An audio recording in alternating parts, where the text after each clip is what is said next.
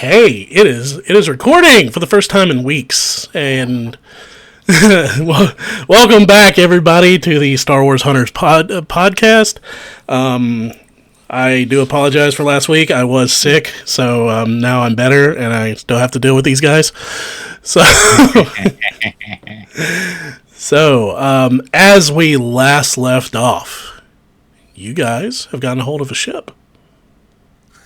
Yep. Definitely nothing wrong with it. Definitely going to return it in one piece. I'm sure it'll be fine. You're definitely supposed to return it in one. Is this cockpit crowded to you, or is it just me? What? Fat guy in a little ship.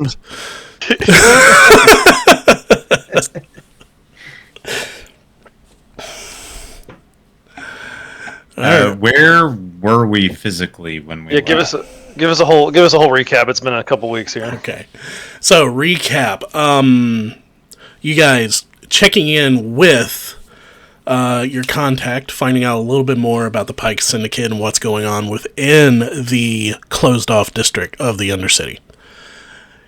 You learned after rolling, attacking the protocol mule that the Pyke Syndicate was talking about. I had an epic fight. That conch droid, it's following you. It's doing like the crazy monkey in the closet point with its foot. That thing could have exploded at any point in time. It fucking could have. It's no joke. Ironically, it could. I remember you talking about that. Yeah, gonk droids are not built well. Clear and present threat right there. That conch droid. So, after rolling the Pyke Syndicate mule, finding out more about their process, basically getting a treasure trove of information being passed between this droid and another section within the Pyke Syndicate, you guys determined that one of the best things that you could do to possibly rescue this Doug's nephew is to take over his ship, preferably one that's been to the Pyke Syndicate before, which you guys got a hold of one, luckily. Hit it with a friend or foe ID that you guys have a copy of, and pretend to be spice smugglers. I see no way that this could go wrong. Yep. Learning from your foolproof, boys. Learning from your contact that most people travel to the same used, ship dealer within the Undercity. Ship dealer, chop shop, whatever you want to say, scam merchant. Traveling there, you made a deal where you basically waved an entire shipload of spice in front of this guy's face, and he did not question you. He completely agreed to the deal. Giving you access to a Pyke ship, giving you the keys, literally, for this Pyke ship. Whereas you, Thule poured himself into the driver's seat. And you guys flew off. I believe that you re-entered the Pyke District, and you took a long rest. We ended the game with you guys taking a long rest inside the ship itself. Yeah, I think we were outside just to be safe. Yeah, I want to say that we did park outside the Pyke District with the intent to fly in.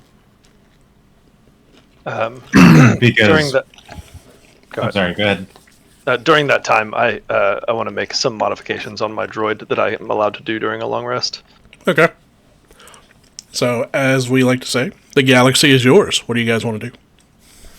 So the one thing Tisk wanted to do beforehand was to find two cargo hauler units, as though for transporting large boxes and things and whatnot on and off of said. You want a pallet jack?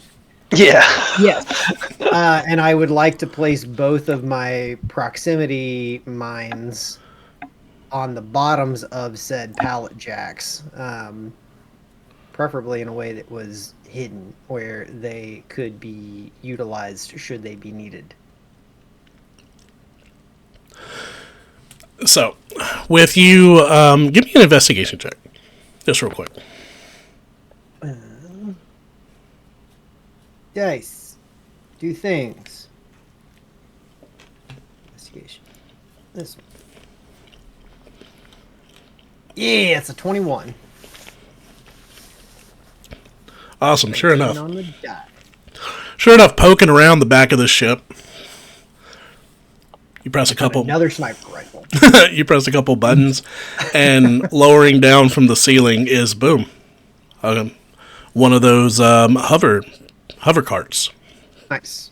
similar to what you're looking for. Only one of them though. Okay, just one. Yep. Got it. I rig it. You want to rig it with explosives?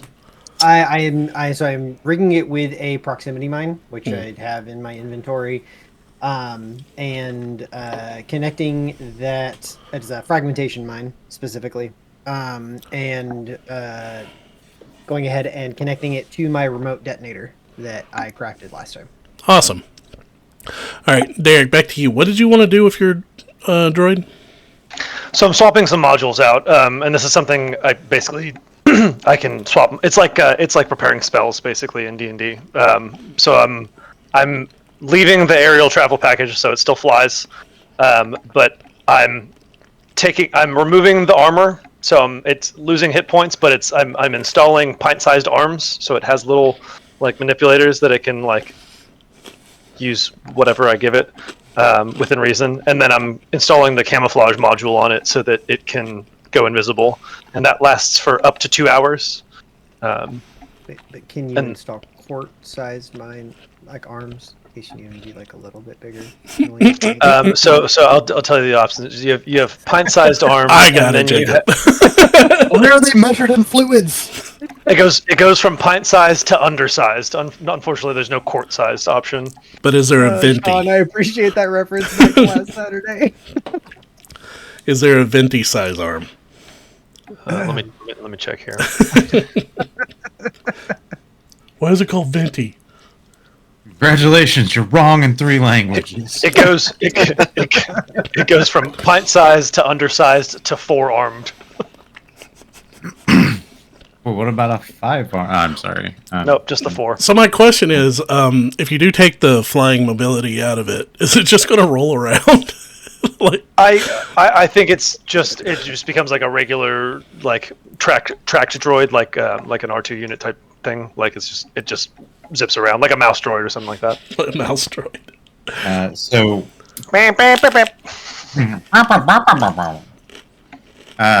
the plan last time was I was mouse droid. He was Blue's Clues. I don't know what happened there.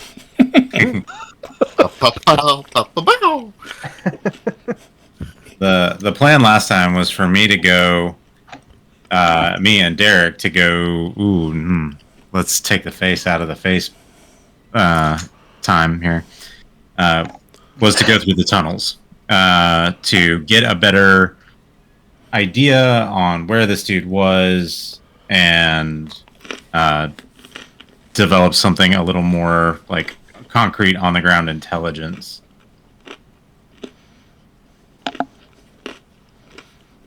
That was the plan.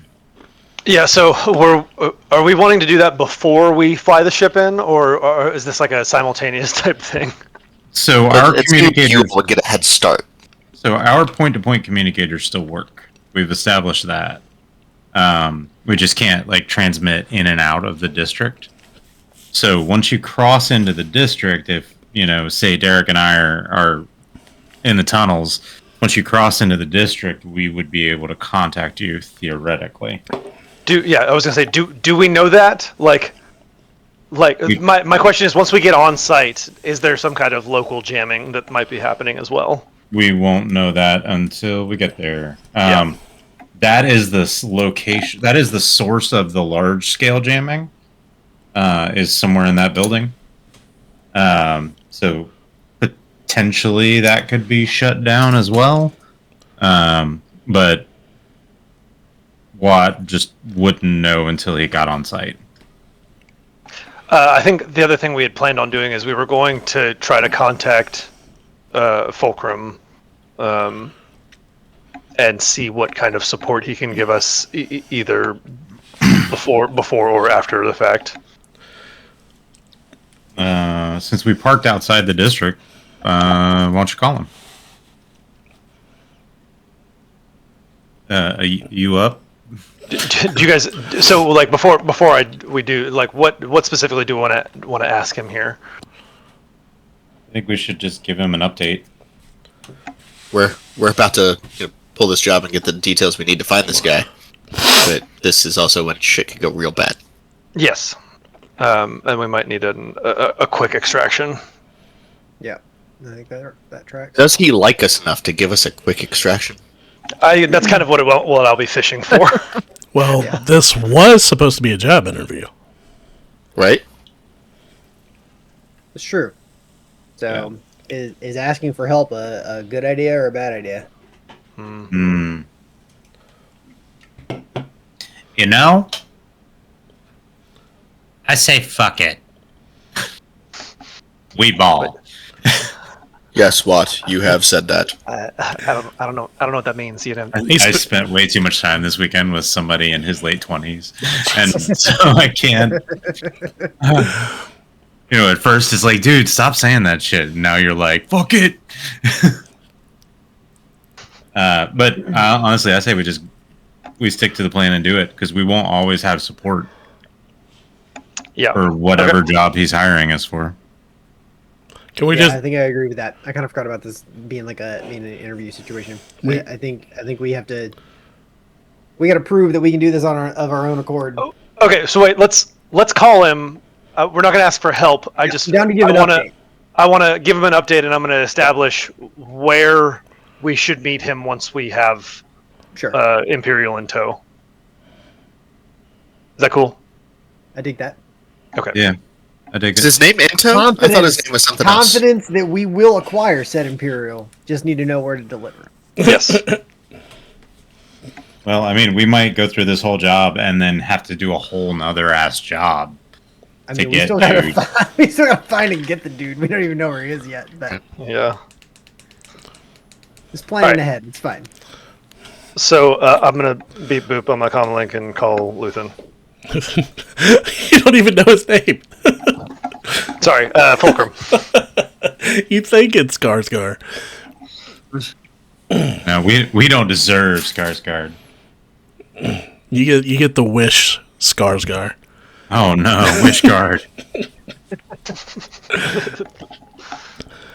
So you call up on the comm link. There's no reply for a long time. Then finally, gravelly voice answers. Are you done? Not quite. But we've got some plans in motion here, and I wanted to check in with you, give you an update, and figure out where we need to go once we do have this Imperial. It's been several days. You're asking us to find a needle in a haystack, so I think that's okay.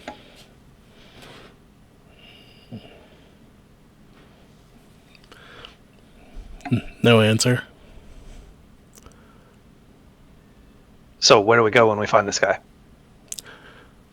When you have the asset in hand, you call me. I'm close.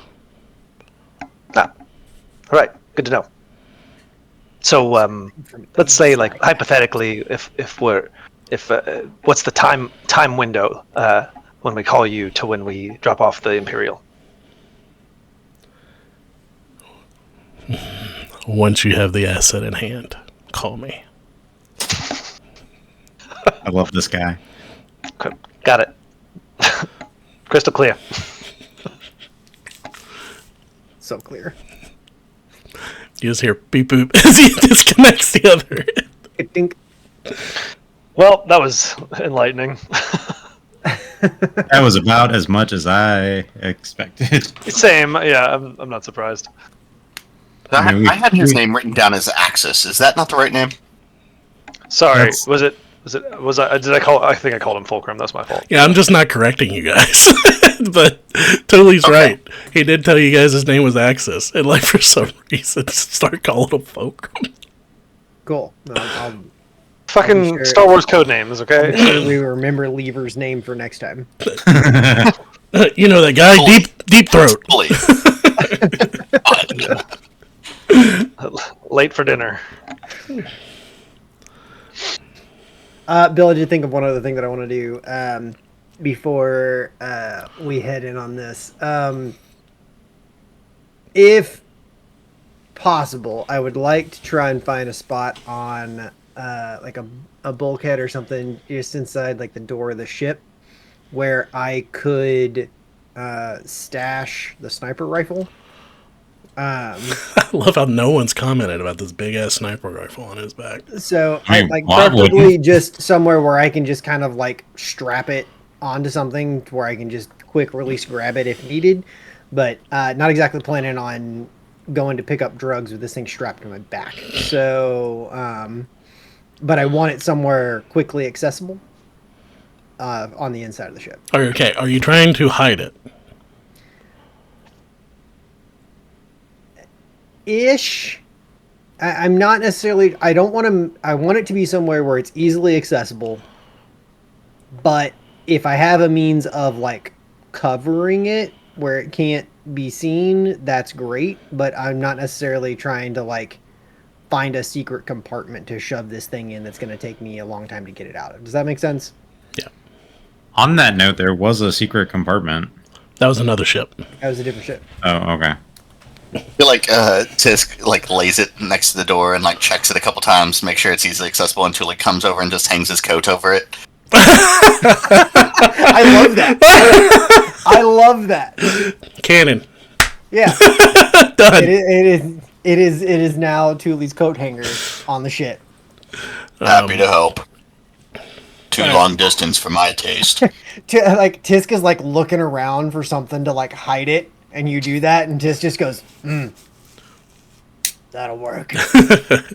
All right, give me a demolitions check or any skill. Actually, no. Give me a stealth check to hide the landmine on the. How well you hide the landmine on the hover cart. Since I am also proficient in using the explosives kit, can I help rig this? Yeah, I'll let you. And provide that assistance of. Well, then, in order to not intentionally stack a million bonuses, Wott is not paying attention at all. The other thing that we can do. So you have a second proximity mine, right? I do I have a also second. have some explosives. I too. do have a second frag mine, yes. Okay, And I so can connect two of them to the detonator at a time. okay, so part of the reason I put those pint-sized arms on my droid is that it can like carry that and place it Okay.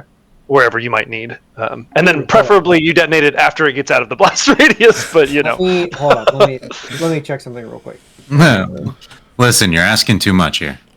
If I remember correctly, the radius isn't that far. I think it was Okay, like 30 so feet. it is only 30 feet for just a base simple remote detonator. If I manage to craft or like improve the rarity of this thing, that range goes up. But for now, it is only 30 feet. And the blast range of the mine itself is 15 feet. So it's not that much. However, I will specify that if I press the detonator, I detonate all mines that it is paired to. So I can't like select which mine I blow up. okay, that's still. So wait, is there a situation where like the mine becomes? When does the mine become armed? Basically, is the question. Whenever I connect it to the detonator. So it's already armed. So like I prime and set the mine to the detonator like in the same action. So you paired it to Bluetooth, right? Yeah. So like I'm wondering, like can the droid hit the pair to Bluetooth button whenever it like drops the mine off? Does that make sense? I mean, it doesn't. At least on my frag mine, it doesn't say who can use the detonator. Yeah, no. So there's the priming for the mine, and it says I can spend a minute with the remote detonator to pair it with up to 2 mines that are within 10 feet of me. So the pairing is technically separate and requires action from the detonator, whereas the priming of the mine can be done separately. Okay. So I think I can technically pair it to an unprimed mine. Okay, my question is: it says it can pair it up to 2 different mines, but do the mines go off in sequence, or That's what we're trying to. That's what we're trying to figure As out, an action, you can remotely detonate all of the paired mines. So whatever has been paired will be detonated. I'm assuming that is based off of the mine being primed. Because if it hasn't been primed, it can't be set off, right? Because for the fragmentation mine, as an action, you can prime and set a mine on a surface you can reach, which arms at the start of your next turn. When detonated, et cetera, et cetera, et cetera. So, it uses the terminology of prime and set. I don't know. Bill, I kind of leave this one up to you on kind of how that priming process works. I don't think I have a clear... it sounds like exactly the way you read it. It sounds like it sets off all the paired mines at the same time. So, okay, so if we're talking about this, practically, right? If I have 4 mines that are all paired to this detonator, and I click the button, all 4 mines detonate. But what if I have 4 mines and I turn 2 of them off, and then I click the detonator? The other 2 detonate, and then these 2 I can then turn back on, and they're still paired to the detonator, and I can detonate again. You know Sounds what? right. I would buy that for $1. Okay. Buy that for a credit. Okay, so I'm going to pair both the mines to the detonator. I'm going to go ahead and prime and set the one that is on the hauler lift. The loader, yeah. And then I'm going to give the other one to Shug. And I'm going to teach my tracker droid how to prime the mine. Whatever you do, don't push this button. It goes to push. that button. It goes to push the button. No! I just told you not to press the button. Anybody got tape?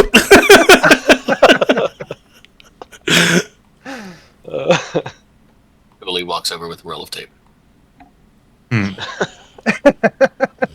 I've got Julie's just showing up with the stuff that's needed. now I'm just picturing the tracker droid with this pint-sized arm and the fucking grenade just fucking duct tape to it.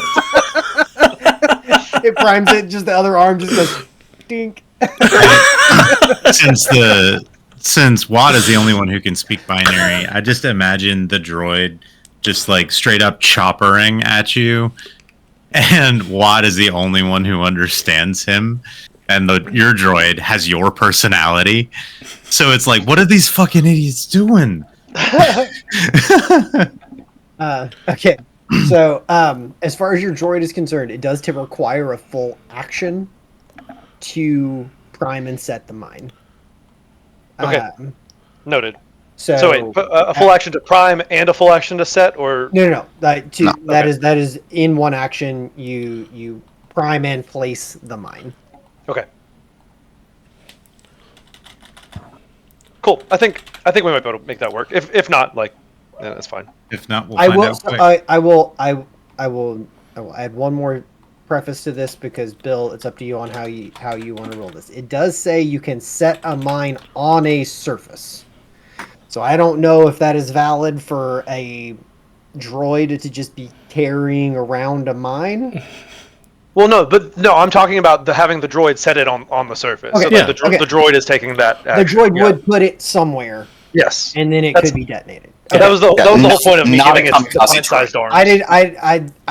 I was confirming whether or not your droid was trying to be a kamikaze. I do not want you to blow up my droid, Jacob.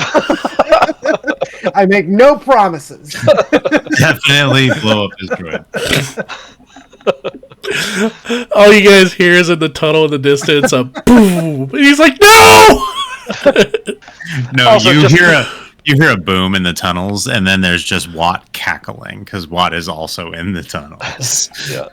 Also, just to state this out loud, this is probably not going to happen until we are on our way out, because my droid is going to be with me while I'm in the tunnels, and then when we extract, like that is probably when the mine this mine would happen as like a covering our retreat kind of situation. Sure. If we need it. That was kind of my idea for the hauler piece as well. Is that I could set that back outside of the ship, and then like while we're going, like people can be coming in, and I just set that thing off, and that gets us some coverage while we extract. To clarify, so that has to be within 30 feet, you have to be within 30 feet to detonate it? Yes. Okay, got it. Yeah, so the mine would have to be within 30 feet as well, which is why I figure I'm probably going to be close to the hauler piece here. Yeah. So you can't set it off down into the base and me detonate it from the ship. Right. Like, that's not gonna work. But what we can do is, I could set it, fly the droid back to you. You can give it the detonator. I mean, your droid could be running around with the detonator in one arm and the mine in the other, and just be like, "Oh shit!" You know, wait. We have spent so much time on the semantics of mine explosives. Like, It's true. this is wild. This Look. welcome to Tisk's life. Okay, I need to understand. I do need to understand. This is a conversation that's happening in the ship where like Shug's like, well, then we could do this, and then you're like, no. And Tisk is going. This will go off with that one too. Yeah. So the one on the cargo hauler is already going to be primed. I'm not really going to have a means of like setting that on the way out. That's ready to go. So if the other one that your droid has needs to go off, the one on the cargo hauler is going off as well. Right, yes. So I can do the cargo hauler and then I can do the droid, but I can't do it the other way around. Yep, got it. So did we ever roll for that conceal and explosive check? I'm still waiting on you guys were just talking about the logistics of it. Does that look hidden to you? Yeah, I don't see anything. All right, so you want that. Okay, I am going to do... Nope, I already selected... I don't have that one. So, yeah, so you're helping me, so I have advantage on the roll. Is that right? Yes. For stealth? Very good. D. Advantage. Nice. Boom! 24. All right, with a 24, you feel pretty confident that this fragmentation grenade or mine is hidden on this hover cart. Very good.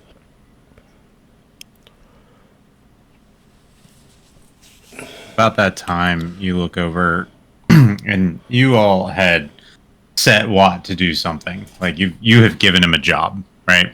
I'm like checking the motor or something, something super important. And you look over, and Wott is literally just like curled up into a fuzzy little ball, snoring inside the compartment with the thing you put him to be doing.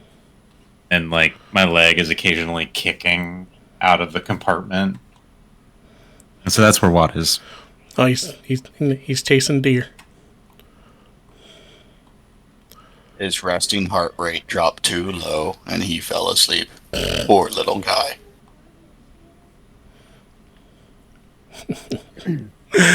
All right, so phone call made. Logistics of mine placement conversation had. Rolls made. So, what is everybody doing? If I'm flying this into the Pyke base, can someone tell me the call sign or number that I'm supposed to read to them? I wasn't prepared to talk to people. I don't think it's something you have to do manually. I think it's the computer. Great. When I land, do I help load the shuttle, or will they load it for me? I don't know the protocol on drug deals. I'll offer to help. Planning to offer them the hauler. Yeah, we whatever we do, we need to make sure that stays on the ground when we leave. pointing at the hauler. Yeah. No, like Absolutely. the intent there is like if all else fails, I shove the thing back down the loading ramp as we're heading out, kind of thing. Yeah. Like, Yeah. Sounds Also, good. I go over and I poke Wott. Just You're being poked, Gabe. wake up. Hot. Set the transponder code for the shuttle. The thing. So they know who we're supposed to be. Already dead. Promptly goes back to sleep. And then immediately has an idea and jumps up. I'm gonna go find our robots. Huh? But And we Watt's- are about to start the mission, Watt. Please come back. And Thule goes to like try to grab you, but he's stuck in the cockpit from how tight of a space it is. I have to go in the tunnels, right? Yeah, we're gonna do that together, though. Just wait. We're not done talking things out. So I go and I get our robot friends to go with us. You talking about the pit droids? Yeah. Tisk just holds up like a three-fingered fist. Lucian. I actually, I actually love this idea. That's hilarious. Okay. And Watt goes to leave. Just bring him back here. I look back at Shug. Are we waiting for gunfire again? No, we're waiting for the pit droids this time. Oh. He just kind of gives a nod. All right, so what? Yep. Where are you gonna go to find these pit droids? I'm going to the place where we started the revolution. Okay, that was Viva la Revolucion. That was an entirely different district. I mean, okay, it's an entirely different area inside the Pyke district. So right now, you guys are currently outside the Pyke district. So you step outside the ship, and you realize you don't know where you are. Hey, maybe we should fly you there. Well, we have to go through the tunnels, so we have to go there anyway. So, okay. Okay, good talk. That is 90% of your conversation with Watt. Right? Good talk. So hey, listen. The when you guys are on the ground and picking up the drugs, the less you talk, the better. You're there to do a job. If people are asking you questions, shrug. Maybe act like you don't speak basic. And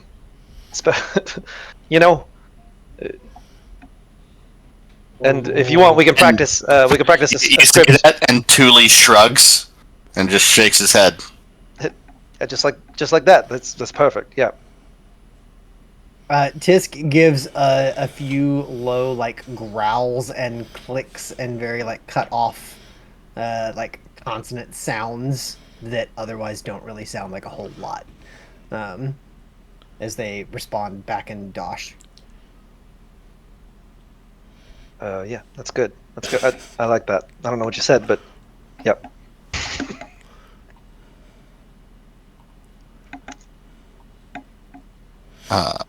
You say, I don't know what you said, and Thule starts translating for you.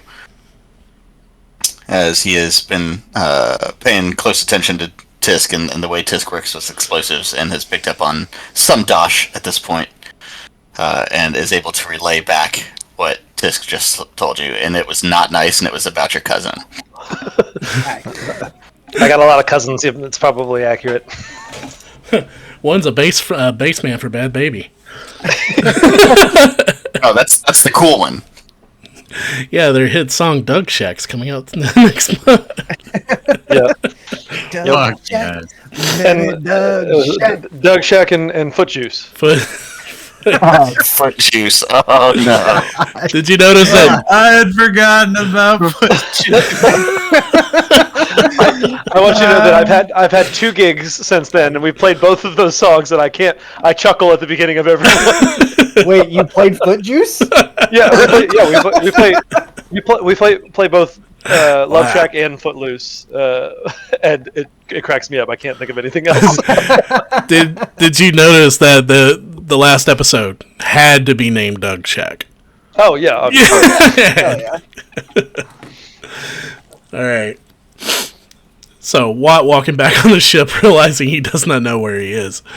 So when we get in the district, I'll go get them. Maybe. If they're not revolutioning. They might be busy. We'll see what happens. Better if they are.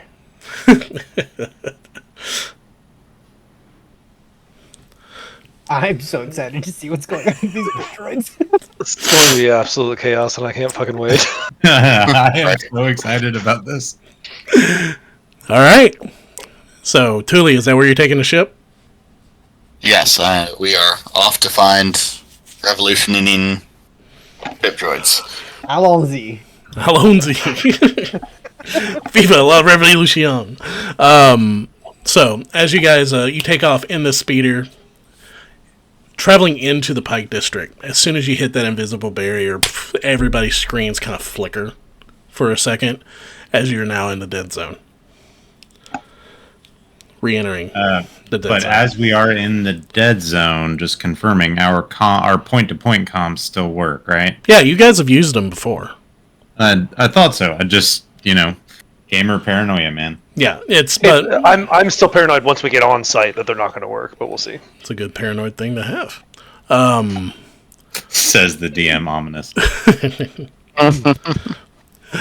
So, traveling through, heading back to the area where you originally fought the mule droid, or ambushed it, as it were. You land in, not taking a taxi, driving basically a big-ass speeder big rig. You guys land in a public parking area. Thule, since you're the one up in the front, give me a perception check. Okie dokie. I wanted to be dropped off somewhere nearby, so don't drive me right up to the furnace. All right. It's perception. 6. Alright, so you don't notice anything as you're landing, but as soon as the side of this speeder opens up and slides open, anyone that's standing in the door, probably Wott. What?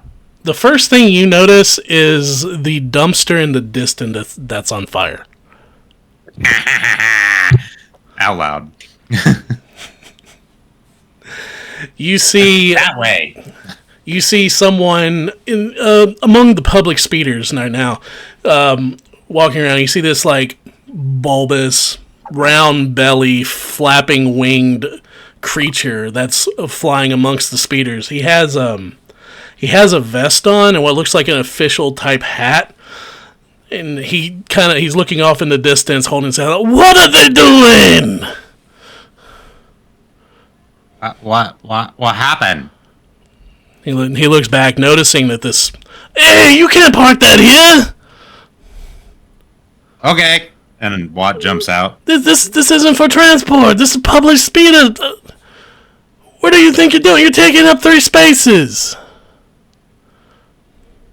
Thank you for the ride. And I hop out. What's everybody else doing? Am I waiting for him to come back? No. Okay. You get a couple of clicks on your comm that very quickly kind of fills in that, I am gonna keep comms open kind of thing, but, get out of here. All right. So I'll circle until he's ready for pickup. Sounds good. all right. So as the speeder takes off, where are you going?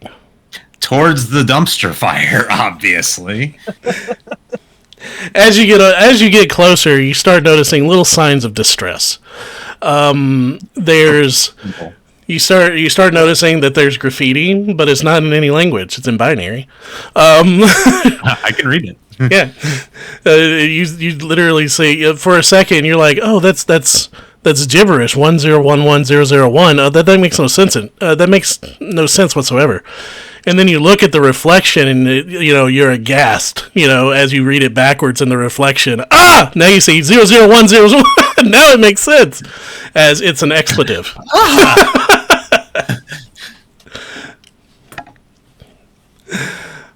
So yeah, I'm heading towards the chaos to see if any of our little pit droid friends can be recruited to cause even more chaos to the man. All right. So as you are walking down towards this pit, this fire that you see off in the distance, the several things that you notice. You notice the graffiti written in binary. You notice that there's several vending machines that are just blinking like casino machines, playing their repeated phrases quick as possible. Incoherently fast, as it is spitting out random things from the vending machines, drinks, food, everything. You see Duroses and Rhodians and everybody else just pocketing stuff. Yeah, I stuff snacks into my bag, grab a pop, and I'm going down the street with Koro pop. All right, so you're walking down the you're walking down the street with ye old hut soda. Yeah, man. Taste the slug. As I say, I'm walking down the street. There is, for all Wott's chaos, he's not stupid. So there is an intention of trying to blend into the crowd a little bit, blend into the chaos. I'm small enough that I could do roofs if I need to. But I am. Like, if I see a big group of syndicate guards or some such, like enforcers or something, I'm going to steer clear of them. I'm paying attention to where I'm at. Okay. As you're walking through this crowd, you do see a handful of pikes. Not a lot. They are armed. They seem to be observing whatever's going on in this area.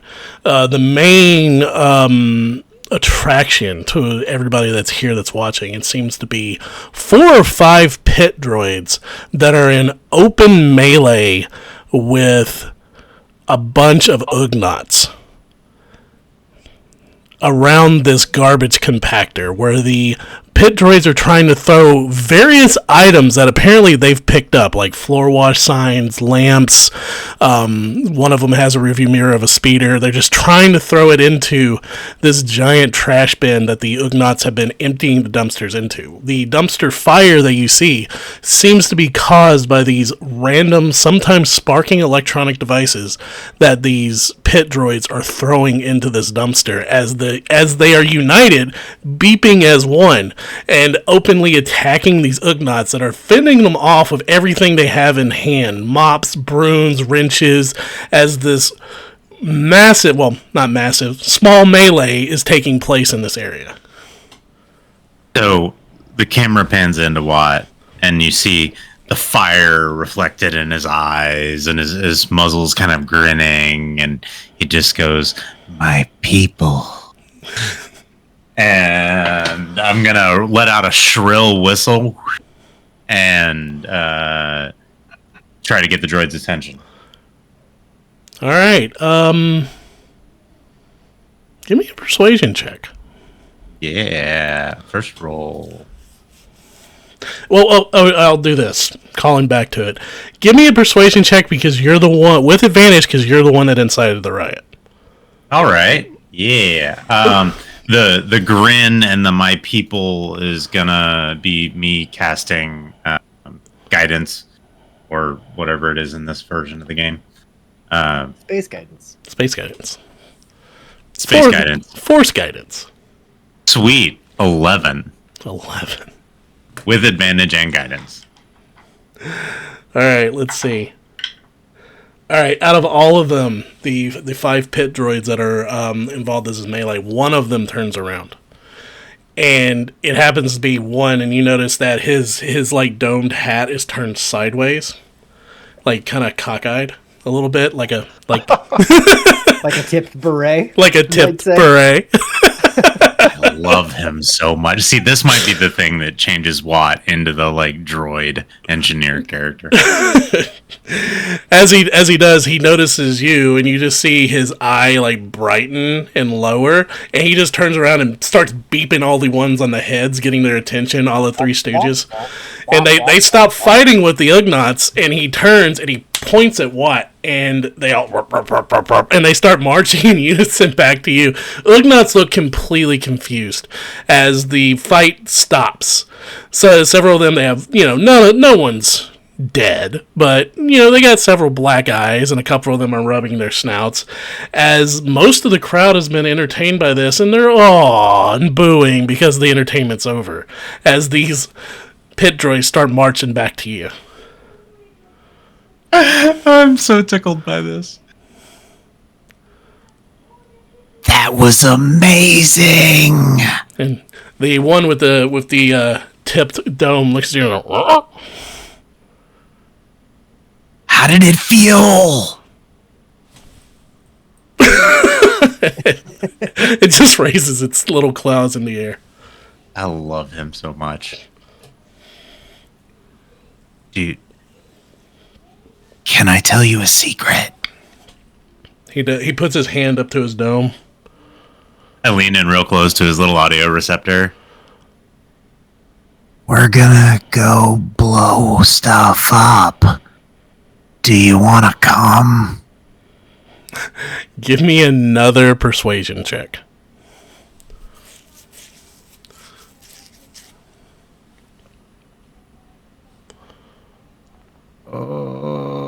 Okay, 16. 16. He looks back at the others, and they have a shrill little quick conversation in binary, which is basically him trying to convince the other droids that this is what they need to do. And sure enough, they all line up, and he nods to you. Okay, come on. And I'm off. All right.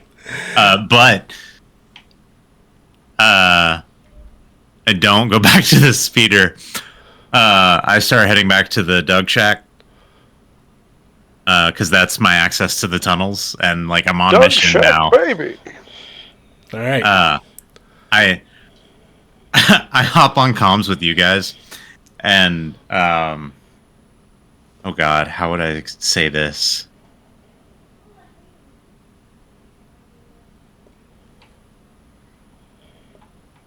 The Wampa has landed. Caw. That is 100% what you hear on the comm. Did he fetch us a Wampa? I think I would have preferred the blaster fire. What was that we said? The version of Star Wars Cocaine Bear is Spice Wampa? Yeah.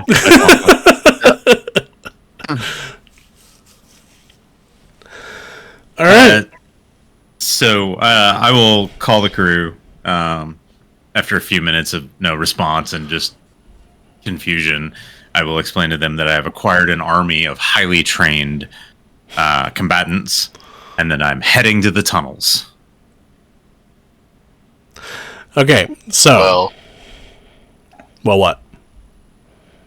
Well, should I take you back to the Doug Shack? Yeah. I'm wondering if my might be better here. Or do you think I don't want to get lost in the fray. Or do you think I need to supervise? I've done babysitting. Tisk has done babysitting. I think it's your turn.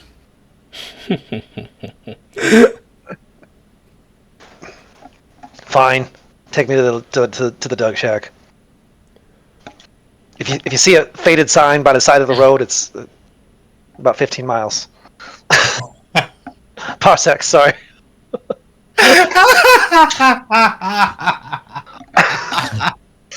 That's the Doug Shack, baby. And we take off. Jesus Christ.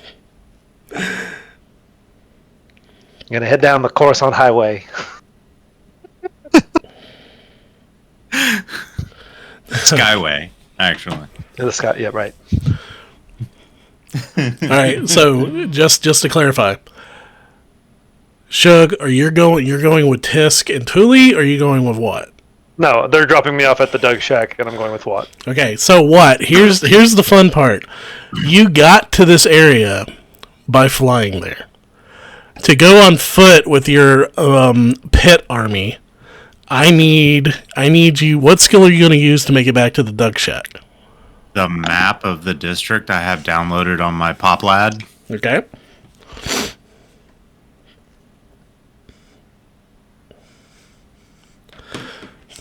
This is the weirdest parade I've ever seen.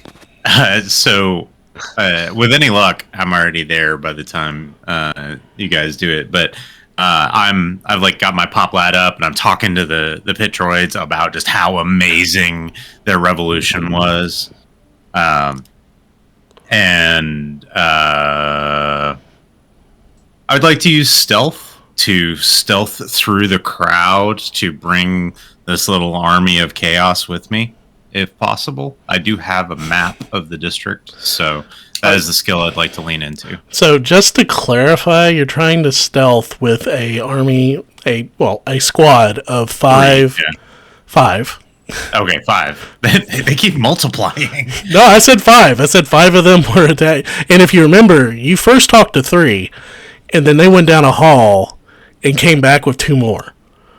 Yeah, and then they went one way, and they came back with like street signs. You're gonna show up with like 10 of them. I'm gonna be like, "What the fuck?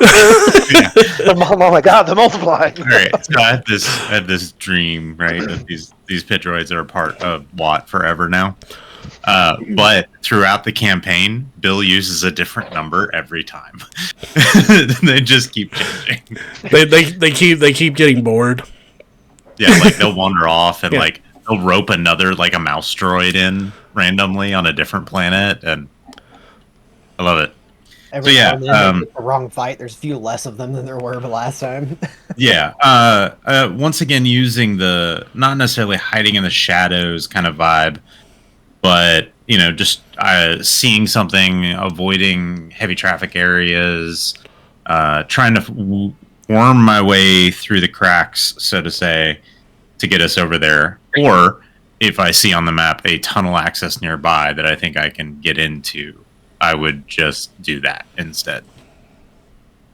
So maybe a tech roll to see if I can identify something. All right. You tell me, boss. No, my favorite thing to do, and you guys know it, is it's your character. You tell me what skill you're going to use. Okay. Well, then leaning into a skill I don't have, I'm going to use a real quick survival roll as I look at the map. 17. To find a more nearby entrance so I don't have to go through the big, like, crowded areas. And so that's where I'm going. All right. So I'm going to use skills Wott doesn't have exclusively. so with a 17, sure enough, you eventually find a better access than having to go into an apartment and go underneath a bed. And you and the pit droid, sure enough, boom, down in the tunnels. Feeding off your 17, following the map that you have of the tunnels, you find yourself getting close to the area. Whereas, by this time, Shug, you've been dropped off. And Wott is nowhere to be found. Shit. Yep.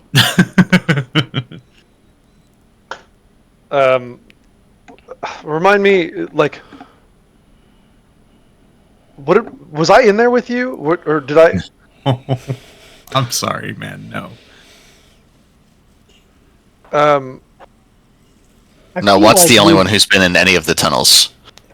But I feel like we've talked about this. Yeah, you knew it was like apartment 7 or whatever. At least like where they went the first time on where the entrance was. Oh no, you went back to it after the group had bugged out. Oh, that's right. Yeah, that's right. The group did go back. We reinvestigated the spot. Yeah. That's when I found the They were all- explosives that you armed for me. That's when they were all gone. Yeah. Yep. Okay, so The then Imperial I'm grade just, explosives that you have. On After you guys had rested for 8 hours, then you decided, wait a second, there's an armed group of individuals in the same apartment building, and you gave them 8 hours to bug out as you guys are EP. I wanted to be their friend. Look, they had business to do. They had to go blow up a bank or whatever it was. It was actually a New Republic recruitment center. Sure, that Probably was an orphanage, honestly. All so right. I'm headed back. Those bastards paid. To the yeah. Okay. So heading back to the apartment, which is easy to find because it has a Thule-shaped bend in the door. That one. All I did was I lean on imagine it. that I imagine that I get into the hallway and I'm like, ah, shit, I don't remember. Oh wait, there it is. So sure enough, you get in and you remember Wott telling you, "Oh yeah, it's under the bed." Yep, I had there. Okay.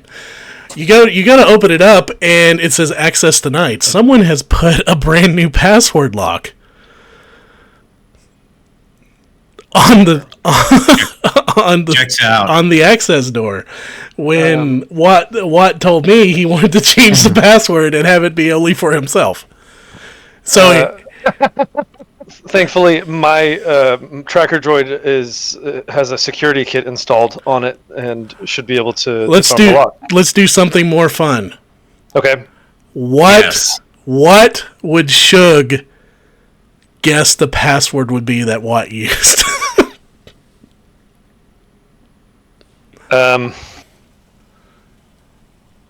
What would I guess? His name. What? What? Roll an intelligence check, Watt. Oh no, 100%. That's the You can opt to fail. Sure enough, you put it in. You try it once with WAT, and it doesn't work. You try it with WATT, and it pops right open. No, it's WOT. WOTT. Yeah. WOTT. I was gonna have it be noodles. Oh, that would have been a good one It's a too. good second guess. It's a good second. I don't think Yeah. Wott knows how to spell noodles, so it's an even better password. Yeah, that may be the next one. NUDLES. Yeah, the two O's are zeros, I love it. and the three the E is a 3. That may be my next password. When I randomly change a password on you all. Speak.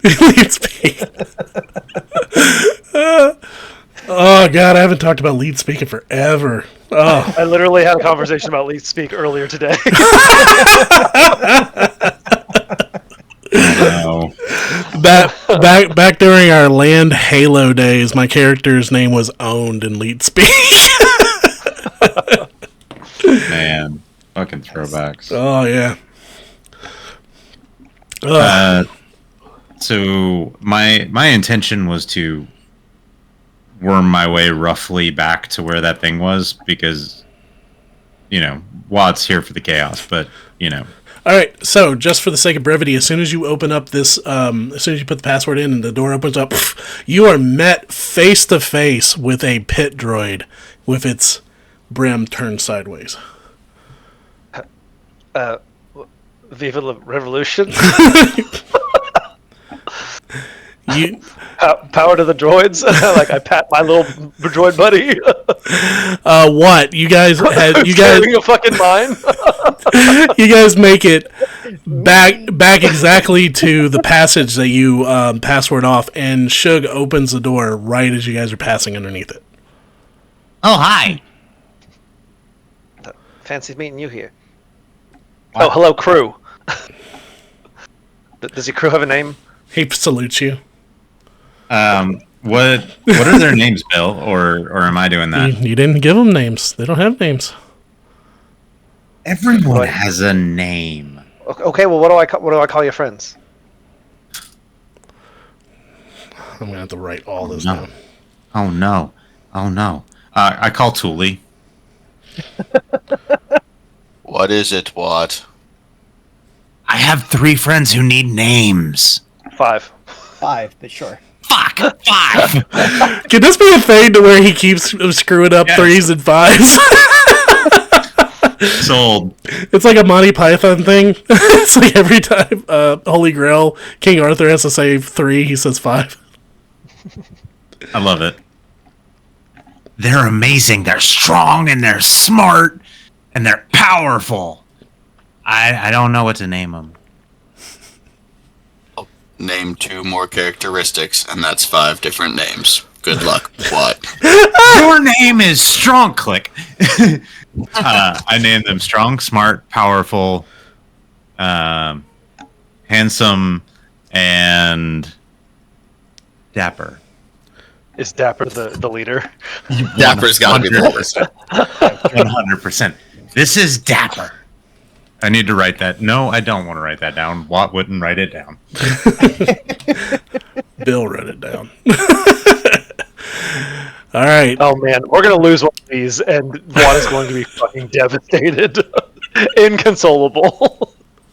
Remind me to tell you about the story of my players' bees when we're on break, because this is ringing home. Waikata's family of bees. What did I say? Strong, smart, brave, handsome, and dapper? Yes. That works. Sure.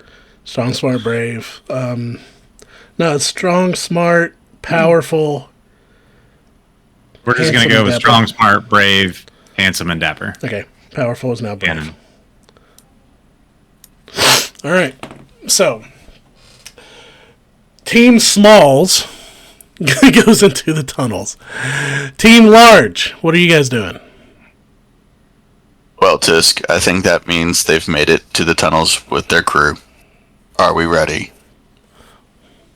As we're going to be. That's how I feel too. And we fly over to the refinery. All right. So, What could possibly go wrong? flying in close to flying above the what used to be a thermal plant. Obviously now you can see flying in several Pyke guards, several speeders over on the other side of the bridge in the small island area that is this building.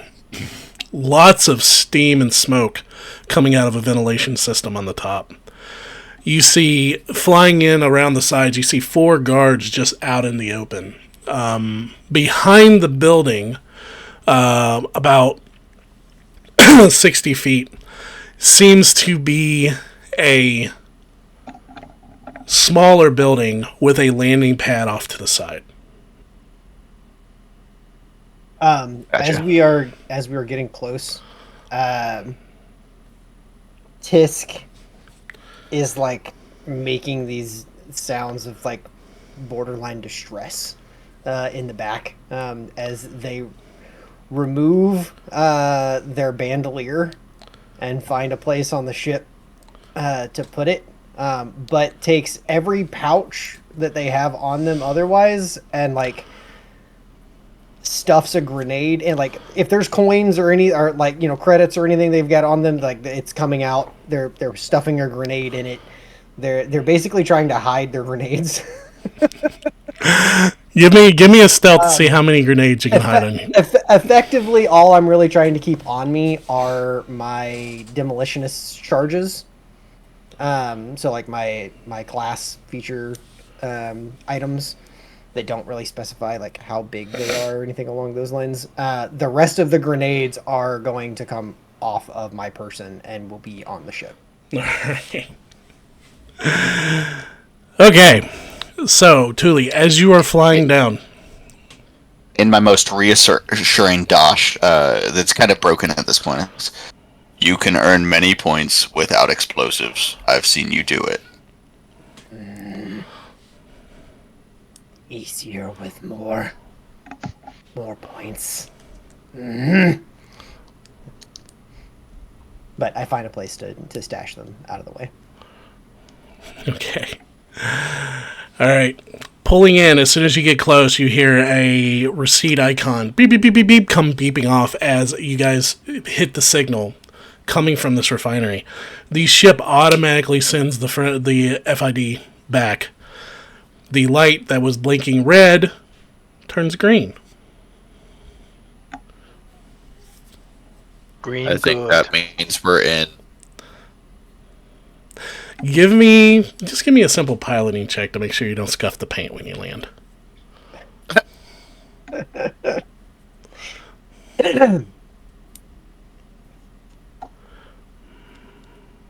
Hell yeah. 21.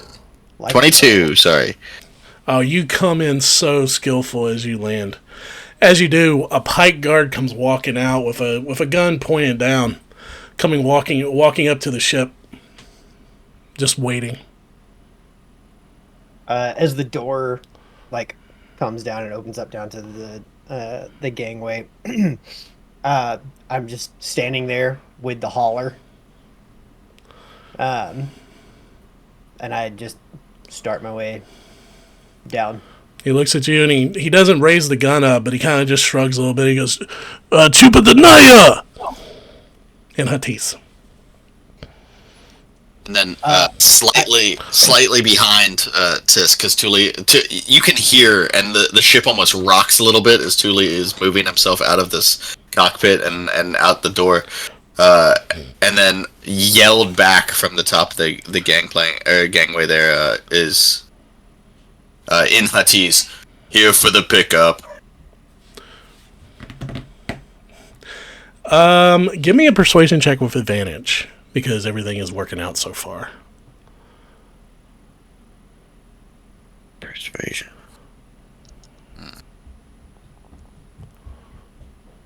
Okay, 15. Not bad. Okay. He looks at you. Hey! And he steps to the side, Tisk, as you walk in. As you walk in, you see a small facility about 80 feet long. 2 large conveyor belts as just stacks of shrink-wrapped bundles of spice are coming down these conveyor belts. You see 2 humans and a Mon Calamari. Dirty clothing, beat the hell up. All of them have collars around their necks as they are just putting these stacks onto the ground. And as you come up with the hover cart, the Mon Calamari walks over. Just spirit looks like it's broken as he just starts piling the spice on top of the hover cart. I take the cart over and I wait for him to load it. All right, back to you guys. What? You guys are in the trap area, if you'll remember, the laser grid that you took over. Yep. So you guys are past that. You guys are moving past that as you move. We're looking on your map, looking on the specs that you have. You guys are technically underneath the island right now. You think you're just about underneath the building itself. Okay. I'm going to stop because we didn't get this close last time and take a moment, breathe, and as you breathe, Shug and Wott, you notice the air is a little spicy. Oh no. I need the 2 of you to roll me Constitution saving throws. Let's get fucked up! I have been hoping for this Oh no! forever. As you start smelling a very powdery chemical smell, you are Paul Muad'Div in the tent. You see it in the air as it is being sucked into this ventilation set. Yep. Okay, let me look at my stats and make sure there's no advantage or anything I get from this. I don't think there is, though. Get a little high. I'm also proficient in medicine. Just in case that comes up. 12. No, I don't. Okay. Here we go.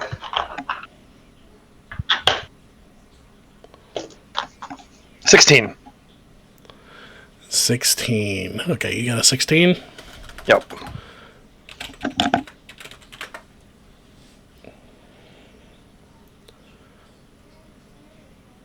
As I look it up.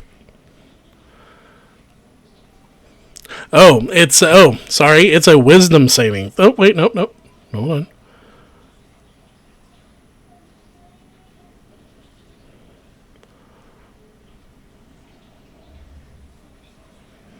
Reading this real quick. Okay, apparently, yes, it's a wisdom saving throw, not a con. That was my mistake. Okay. I'm going to keep that roll, but then it's a 15, not a 16. I will gladly roll again if that's an option. Do you have a I have I'm proficient in Constitution. I'm not proficient in Wisdom. Okay, I'll let you roll again. It was my mistake. I'm not proficient in either.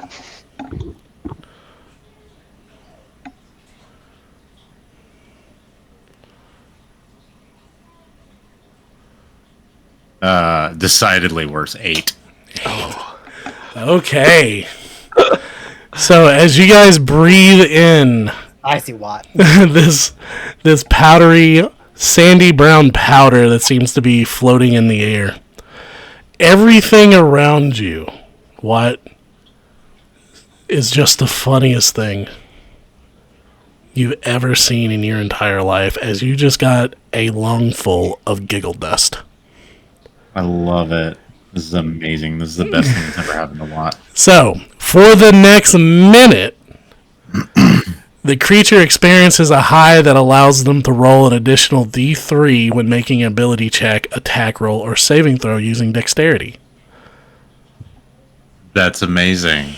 I will definitely roleplay the shit out of that giggling. That's just for a minute. After which you have to succeed another wisdom saving throw, or you will experience a low that lasts 10 minutes, during which you roll a d3 and subtract the result when making an ability check, attack roll, saving throw using dexterity. Damn, 1 minute of plus D3 for 10 minutes of minus D3. God damn. If you fail the second save. I mean, that seems perfectly fair to me. At the end of the low, the creature must make a DC Constitution saving throw to resist addiction. This is amazing. I love it. So, as I'm sitting here giggling to myself, I'm looking for a port, an access, somewhere where I can tap into the local system, because I did this last time from a little further away, so I want to tap in now. Okay, so as this is going on, Shug, you're able to, you smell from you've been to Smythe's Dens before. You've dealt with black market people. As soon as you get a good whiff, you're like, oh, you cover your nose. Yeah. Nope, and you just hear Wott start giggling. There's nothing I can do about it, and so I just start looking for... I know he's looking for a port, so I'm helping him look for a port. Okay. And since I'm detail-oriented, I get advantage on investigation checks for that shit. Okay, so as you guys are getting closer, you're hearing the sound of twin fans moving as you do find a port. An access port underneath this tube. So since I left myself a backdoor into the system, I'm hoping that is still viable, and that I can just immediately hook into the local network. Give me a tech check real quick with advantage to see if because this was 2 days ago, to see if they did not change it.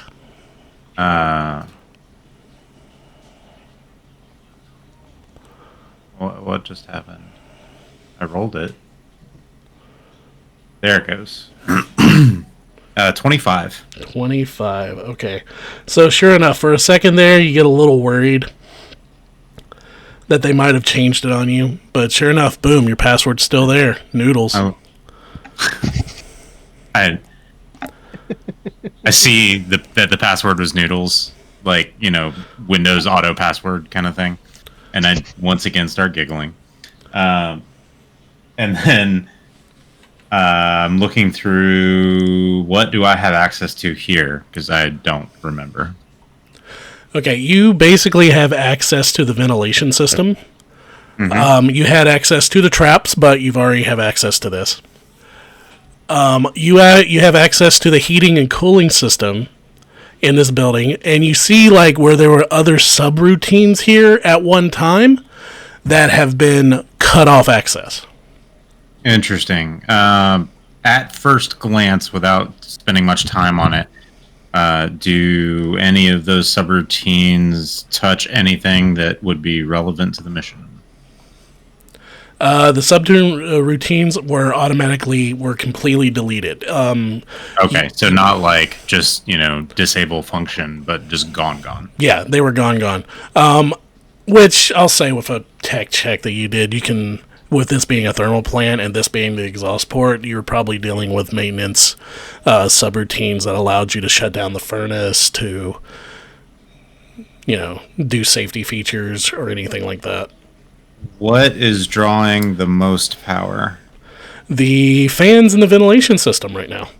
Okay, sweet. Can I set a sort of remote with my pop lad to be able to deactivate them as we get closer? Yeah. Okay, I'm going to do that. So I'm also going to pull up the security feed. Last time I was able to at least get pressure sensors in the building, so I knew where everything and everyone was.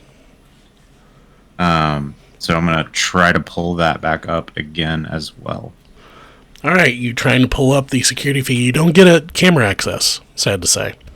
Yeah, I wasn't expecting cameras. But you are able to get a thermal readout of just kind of an aerial view of just how hot the area is. And sure enough, in where the furnace area is, it seems to be very hot in that area. You see, with how hot the area is, you do see 3 figures that are incredibly cold in the area compared to the surrounding heat. And you see 1 figure with a lower body temperature, but he's obviously within the middle of the heat. And inside the building, you also see 4 other individuals that are in a cooler area that are giving off body heat. Okay. Can we see... And I'm like sharing all of this with Shug, and specifically Dapper. Can we see where the landing pad is? You cannot. Okay. That's fine. So wait, this is hard to visualize, I guess. So like the 4 heat signatures that we see, like, where are they in the building? They're in the furnace. You see 8 in total. The other ones. You see 8 in total. Yeah. So the ones that aren't by the furnace are where? They are in just a different section of the building. It looks like the building is one large room. It's not as big as you think it is. It's a single floor, one large room. You see one really hot area, and then a part of it is a cooler area with 4 other figures. Okay. And do we know where the landing pad is in relation to what we're seeing? You do know. You can't see it on the map, but you do know that the landing pad is behind this building. Okay. So, the heat signatures that we're seeing, I'm trying to figure out if the heat signatures we're seeing are 2 of our guys and other people, or like, are they near where I think the landing pad would be? Or can I make a roll? I will let you. What skill do you want to roll to determine it? Investigation, probably. Okay, I'll let you make an investigation check. Okay. While he's doing this, I'm just behind him calling Thule. All right. I rolled a 9. I got a +7. So math.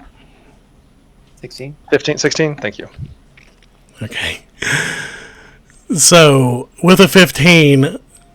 16. With a 16, you're concentrating on investigating this, and the first thing that pops in your head is, okay, all of these are the same size. Thule is not among them. Perfect. Okay. Good to know. Then, with absolute fear in your ears, when you realize what Watt's doing, he's calling Thule. Thule, as you are standing there in front of the Pyke guard, you hear coming from your jacket, Thule! No, it just beeps. I wait for him to pick up. Okay. Okay, you hear a beep coming from your jacket, Thule. I am a chaos monkey, but... I thought you were feeding into the fact you were high. Oh no, I'm getting there. Hey, what are you asking him? What do you want? Where they are? Well, it doesn't matter where they are. We gotta find the Doug. What do I know about spice cooking? Like, is he more likely to be near the furnace to supervise? I'm just gonna give you that one for free. You're gonna, you don't know much about spice cooking, but you're gonna think that if he's the cook, he's gonna be where the heat is. Okay. Look, hang that up. Not knowing where they are doesn't matter until we have the Doug, and he's gonna be by the furnace. So let's head that way. Okay, Thule, how do you react to the chime, the ringtone going off in your pocket? And what ringtone is it? Doug Shack.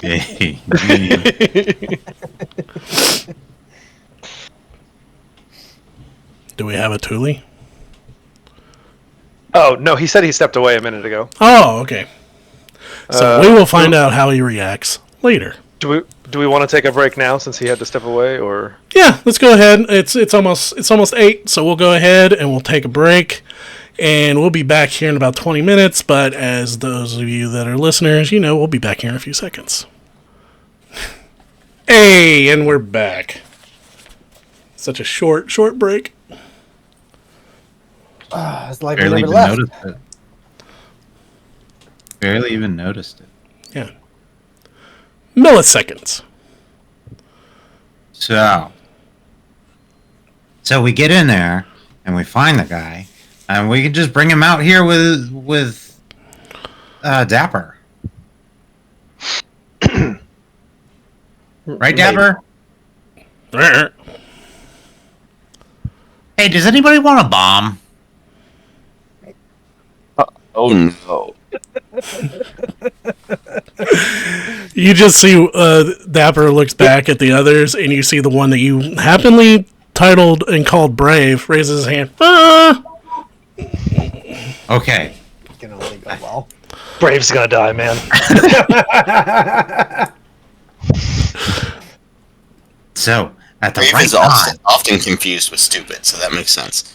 So I'll like, as we continue down the tunnel, and I'm kind of keeping an eye on the cameras and keeping an eye on the sensors rather, and keeping an eye on the link that we've got.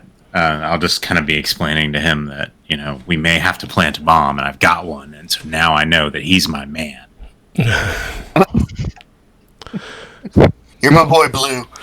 Yeah, 100%. I just realized, actually, Wott does have a completely separate bomb.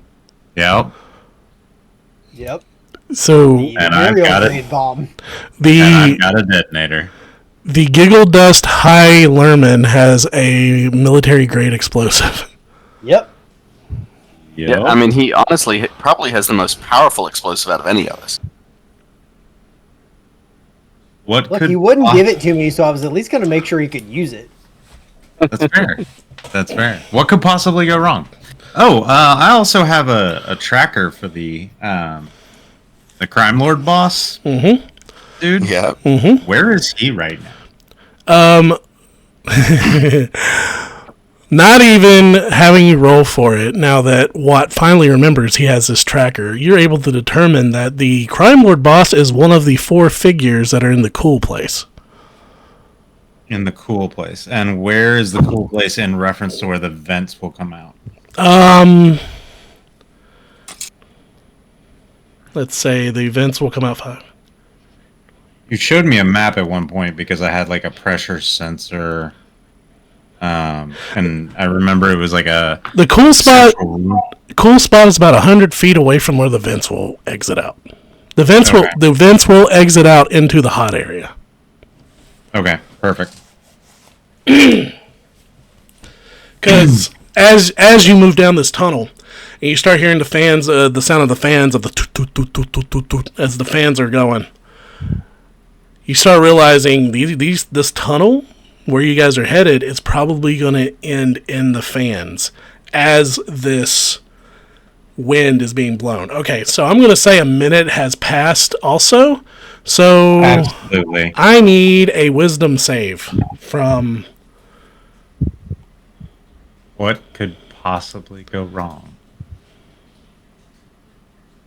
Okay, so was it wisdom or con? Because last time it was wisdom. It's 2 wisdom saves.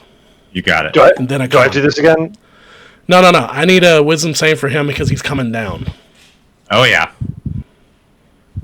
7. 7. All right, for the next 10 minutes, you have to just subtract 1d3 from all of your dexterity saves.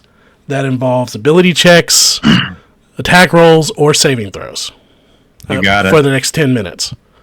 You got it. Shug, did you cover your mouth with anything after the first initial whiff?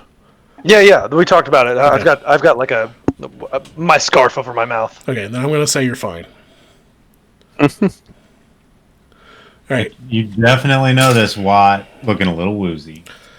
All right. So about this, Tripping balls, man. as you guys are getting closer to the fans, cut scene 2, Tisk. Tisk, you're standing there with your arms crossed as these repurposed species are putting stacks and stacks of spice on this hover cart. They get it full. So I was before we got to this part. Sorry. So as Thule is like stomping slowly, trudging down the gang. Hold on. There's something. First card. Thule, I forgot about something. There's something we have to resolve first. That's right. Yeah. As you are stomping down this gangplank towards the Pyke guard, you hear your comm link go off. Yes. Or like it rings 3 times and then hangs up. What is the ringtone of your comm link?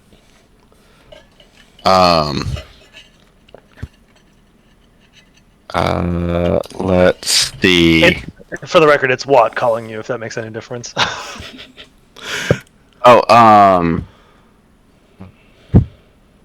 I like I the noodle. started a joke that started the whole world laughing, and it turns out the joke was on me. That song, because that is Wott. Wott is the joke. I'm okay with it. Pyke guard kind of looks at you as your jacket 3 times. Hold on. What is it? And it hangs up in your ear. 100%. Great. So, I guess I assumed a comlink was more like an earpiece, like a Bluetooth earpiece. Is it more like a cell phone? Yeah, these are more like the little round things you guys are holding. You can get the headset ones, but you guys weren't given those. Okay. Right. Okay. So, as soon as Thule would start his way and Tisk would move on past the guard, Thule would comlink Tisk and just say, in Dosh, take it slow. We need time. And then approach the guard. Okay. And then take up a conversation in Huttese with the guard if he wants to talk.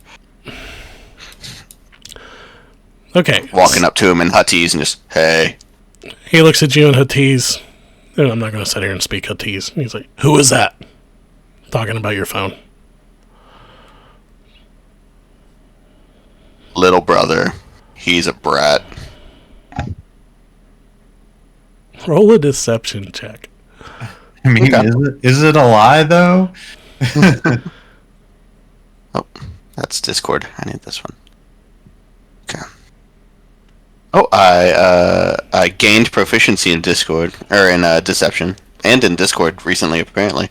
But in Deception, with my last level, because as a what's it called? As a savage diplomat, I am able to deceive people I'm talking to better. Let's see how it rolls. 12, maybe? Yep, 12. 12. All right. I was about to say, with deception, you can sow discord. This is accurate. Oh, yeah. With a 3, he believes you.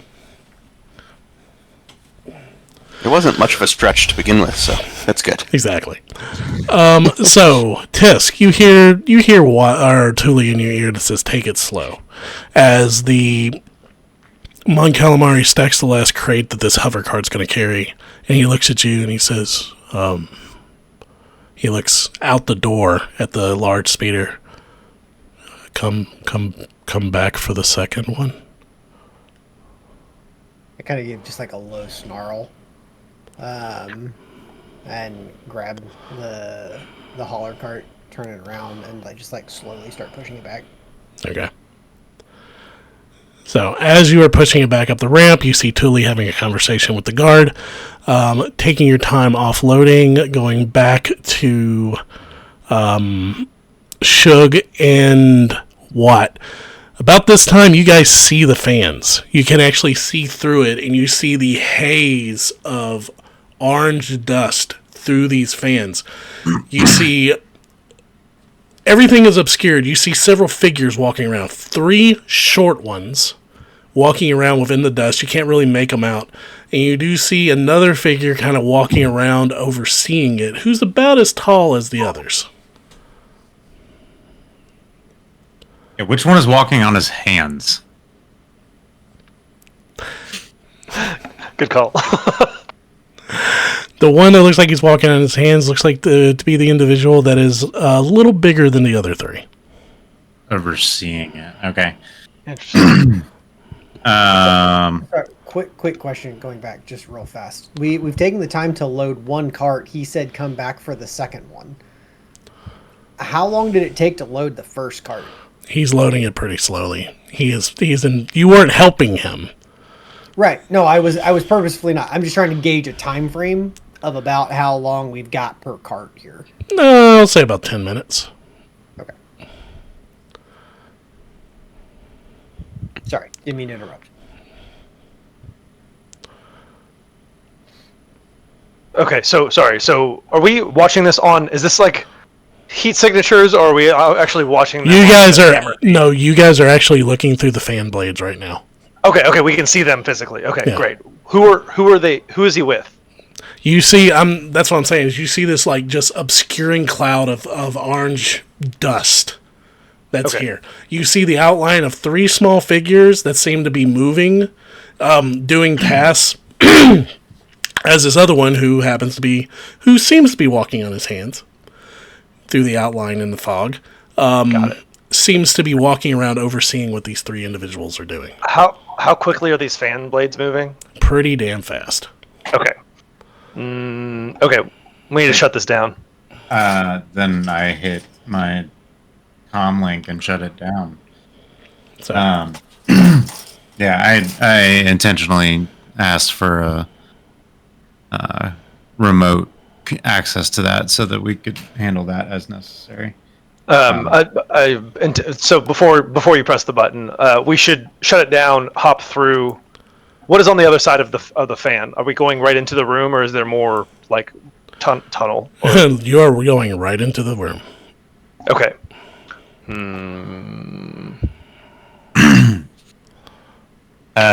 So while I this have is an idea. happening, I've gone from giggling to kind of morose, and I've tied a bandana around my mouth to try to make it not quite as bad.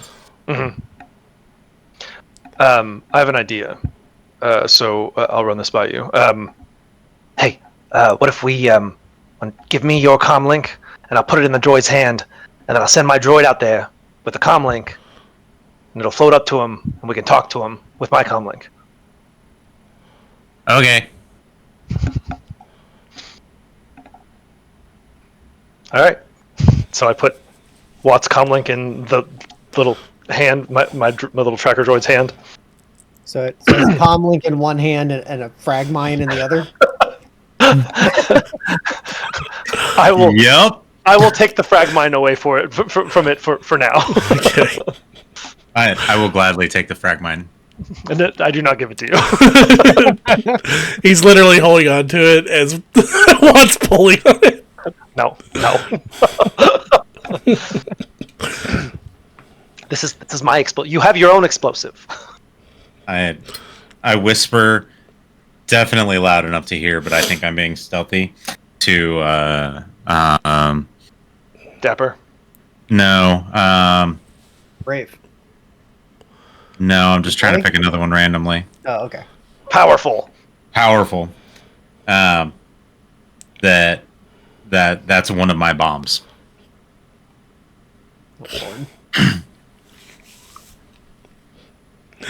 All right, so comlink in the droid's hands.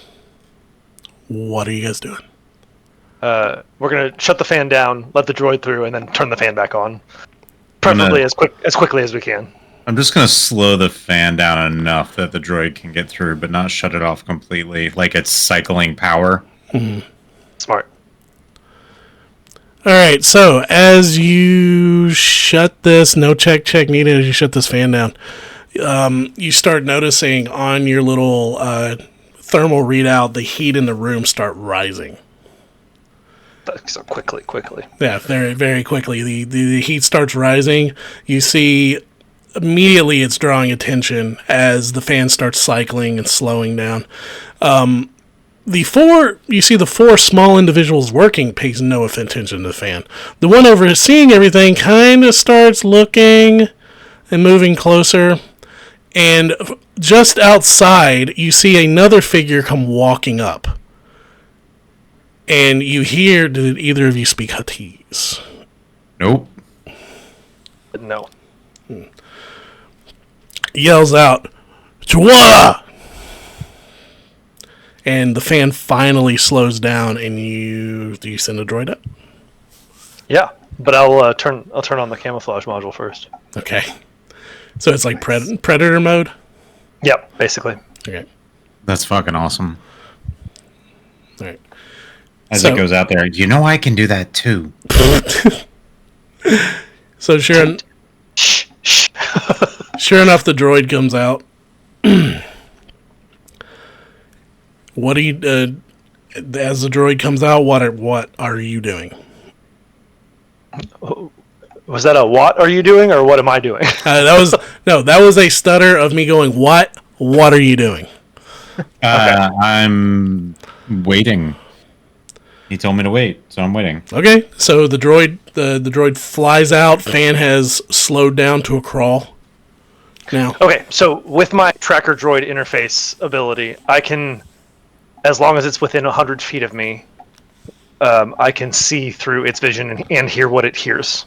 Okay, so how does the stealth work? Is it or the camouflage? What do they need to see it? Let me see. It is invisible. Yeah, so your companion can activate its camouflage module to become invisible. While it is invisible, anything it is carrying or wearing is also invisible. It becomes visible if it attacks, casts a power, takes a hostile action, or when it deactivates the module. No DC check to see it? Nope. Oh, that's just like the invisibility spell. Oh, shit. Okay. That's stronger than I thought. And it lasts up to 2 hours. And then after 2 hours, the module ceases to function. So you could, if you were riding in it, so you can make yourself invisible for 2 hours.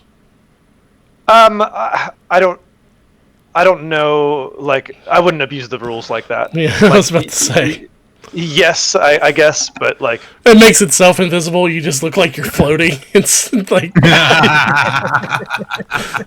You see him scratch his leg with his other foot. Right, yeah.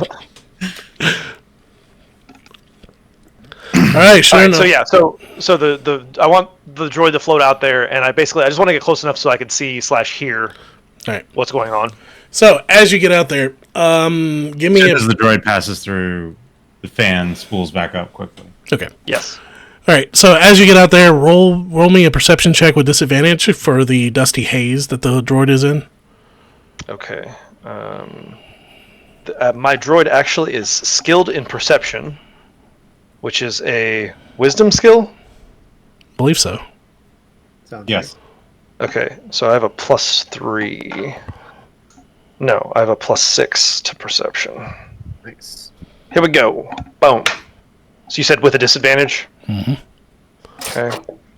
All right. So, oh wow, I rolled a 4 and then I rolled a 3, so it's a 9 total. 9 total. All right. Not great.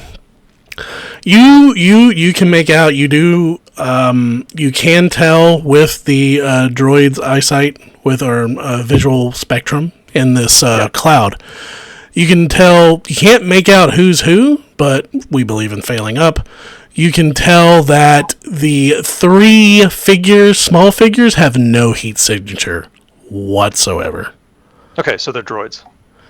And the 2 that do have heat signatures, one is very close to you, the figure that looks like it's walking on its hands, and the other that seems to be taller, that is walking towards the fans.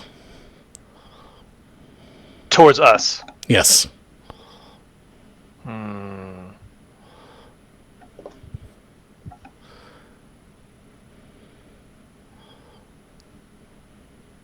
Do you share that information? Yes.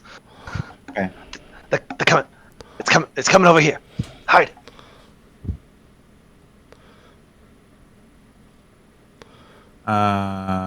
One action, 1 hour. I look at the droids and I say, "Get small, hide," and I vanish, completely invisible, as I cast infiltrate on myself and become invisible. Yeah. Nice. So as you do that, you see the droids just go into helmet form, like all 5 of them. Hit the nose. I love it. And as this is going on, you see very close to the fans, as it's speeding back up, you see a helmeted Pyke kneeling down and looking into the vents and looking into the fan. Well, that's not good. I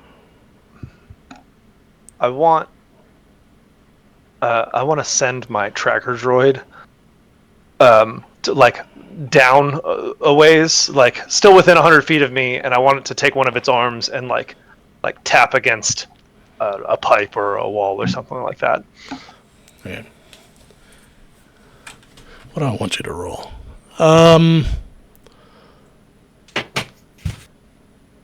You know what? Yeah, I'm not gonna let you roll for that. So sure enough, you flies up and like just starts tapping on a pike, or tapping on a pipe, not a pipe. Hopefully, no, not the pike. The pipe.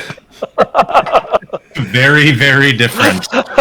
You see him look. You see him stand up and looks, and he starts. You see through the droid's eyes. You see the figure start walking towards them. Okay, and then I tell it to go somewhere else. As he gets about halfway there, you see the figure look down at one of the other non-heat signature figures. Says something in Huttese and points to the fan, and you see coming out of the orange smoke, a pit droid. Knew it! I knew it was gonna be more pit droids! Yep. This is fucking perfect. I can't fucking wait. Oh, these. As you see its hand just comes up, and these pit droids are painted a dull blue color. As it presses buttons on a keypad in one of the fans, the other one stays spun up, but the other one slows down, and you see the pit droid grabs the crate or the gate over the fan and turns it and pulls it down. Okay. I'm gonna wait for him to come into the fan before I do anything. Like, come into the access shaft. Okay. So, as you guys watch, as this pit droid, as the fan just spools down, and he starts crawling in between the blades that are now stopped, and he's now in the tube, and he starts walking your way. Cut to Tisk and Tully. Yes. Uh-huh. Tully, Tisk is like push this thing back up and is just like very slowly unloading one package after the other onto the ship. Just rather lackadaisical about how quickly we're unloading this thing. you see the Pyke guard looks at Tully, speaking fully in Huttese. You're a lot slower than the usual guy. Don't dabble myself, but some tend to get high on their own supply. slows things down. Good help is hard to find. He looks at you confused because he's like, is he telling me there's dudes in there smoking the spice in the trailer? Oh no, he brings his own. Don't worry about him. Tell him to hurry up. We're gonna have another inbound flight soon. And then, so I turn to Tisk and in Dosh say, almost frantically compared to how slowly Thule normally speaks, he wants you to hurry up. Slow down more. That's the best I can do, man. I give like a snarl back. It's just like, fuck off. This is amazing. He said he's trying. Trandoshan to speed up. I literally look back at Thule, and like just one hand grab it and just like slowly pull it off the thing and let it drop. Dickhead. And go back with just one hand. Just super slow. And then turning back to the car. All while eye contact with Thule. Like I'm not even looking at it. I'm just pushing him off one at a time. You maintain eye contact. That's how you assert dominance. That's right. Thule turns back to the car and he says, I'm just the pilot, not the boss. But I told him you wanted him to move faster.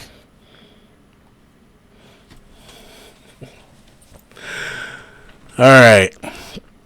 So as this is going on, you see two more Pyke guards come walking towards the door as you guys are loading this up. Very curious as to why the shipment is taking so long. Cut back to the tunnels. So in the tunnels, you see a blue painted, baby blue painted pit droid. Is his name Paisley? Sure, why not? Okay. When he gets close enough, kind of like beeping to myself in binary, but out loud. I am your leader. The revolution is now. You just see him as he's walking down. Droids, rise up. It is your time. Come join your brethren. And at that point, like, the other droids, they're like, just the little red dot comes on in the tunnel. So as this is going on, you just see this pit droid walking down, investigating the tunnels. He's like, beep, beep, beep, beep, beep, beep, beep, beep. And as soon as you do it, as soon as you speak, because you're invisible, he's he stops, and both hands are up, and he's looking for the source of the voice. What? Roll me a persuasion check. Is there any tech power you want to use? Hang on a sec. Let me see. That's concentration. No, I don't want to break concentration. So I can't even use temporary boost at this point.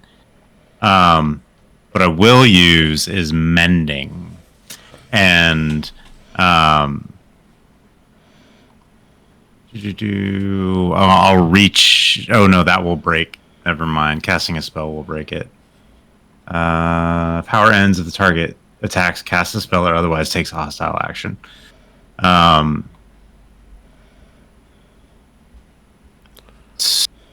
Oh man, nothing I can do right now will not drop invisibility, so I'm just gonna lean into it. And I'm just using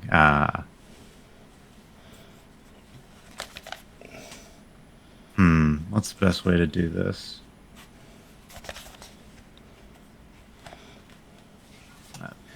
I'm gonna try to just be intimidating, and this ominous voice in the background, join your brethren, and the lights, like their eyeballs start lighting up in the tunnels. The time is now to rise up. Rise up. No, start singing Hamilton. You'll get me into it. God damn it! Now it's stuck in my head.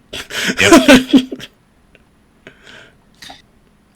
I name you Alexander Hamilton. Oh God! Oh my. You have a name. No. You are one of us. Come and join us. This is We not must exactly what I- rescue your friends and flee this dark place. I want to be in the tunnel where it happens. The tunnel. All right, so that's what I'm saying, and I'm leaning into a skill I have absolutely no anything in, and I'm going to go ahead and burn my inspiration now to roll with advantage. Okay. I hope you don't blow your shot. I did not, my friend. 17. 17. Okay. Good job not throwing away your shot. All right. So you just see this look of awareness pop up in Alexander's one ocular eye as the dapper, the sideways turned pit droid had it droid walks over and just puts his hand on his shoulder. Yes! And he says, "We may not live to see our glory." We may not live to see our glory. I will Gladly join the fight. Oh my god. Yep. Bunch of musical I'm nerds. making a notepad over here because I need to remember some of their names. So all the other ones raise up their little fists, and you just see Alexander turn and the stomping of feet as they all start charging towards the opening fan, the opened, stopped fan. I stop Brave and I hand him a bomb. God. And I'm gonna say, put it on the guard. Okay, so Raise a glass to freedom. Yeah, what was it? Strong, brave, courageous, Powerful. Powerful. That was the other one. Smart, brave, handsome, dapper, and Alexander are the ones that we have right now. all I'm saying here is like, who lives, who dies, who tells your story? And Alexander Hamilton. Oh God. If no one else survives, it's going to be Dapper and Alexander. So, Shug, you watch whether you want to involve yourself or not as you're in the tunnel. Probably doing this. No, this is more perfect than I could ever have As- imagined. I just sit back and watch all of this. The army of pit How big, droids. how big of a radius is that explosion? Oh, you're about to find out. As they march single file to glory, and Tisk is not there, but Tisk is so proud right now. what? So during this, I do want to steer my droid to what is Vobin's cousin's name? Do we even know his name? You never got his name. Okay, That's okay. that one. I want to tell my droid to go to the Doug and hand off the comm link. I Okay. hope there's not another random Doug in here making spice. Right. And for the record, he'll like I'm gonna wait until the pit droids pop out into the room, like for the kerfuffle to happen, and then the droid will drop its camouflage, hand the comm link, and then it will reactivate its camouflage. So, for the sake of what's about to transpire, you know what? We'll say What is about to transpire? Watt has already transpired. It is out of Watt's hands now. So handing this military grade plastic Duracrete explosive to Brave, the pit droids start piling out like what is it? World War Z out of this fan, breaking the fan. As they do, they just start piling out. You just hear the wah wah wah wah wah wah wah wah wah wah wah wah as all of them. You hear the Pyke yelling in Huttese. You hear some other voice you have not heard yet screaming in Huttese. Your comm link. You see your droid handing it to the figure. You see as you get closer into the fog. All this is happening at the same time. Getting closer in fog, you see a Doug with a breather mask on as he is handed the comm link. But your droid's invisible. No, I said he drops the. Oh, okay. He drops the invisibility, hands it off, and then immediately reactivates it. So he looks. He looks at the droids coming out, and he's now got a comm link that's been handed to him. As the pile of droids stand up, you see one stands up with two hands up, and an explosive in the middle. Yep. As he lobs it towards the guard. Viva la revolution.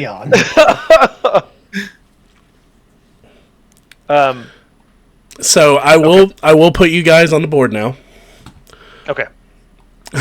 Because I'm gonna need to know because of the blast radius.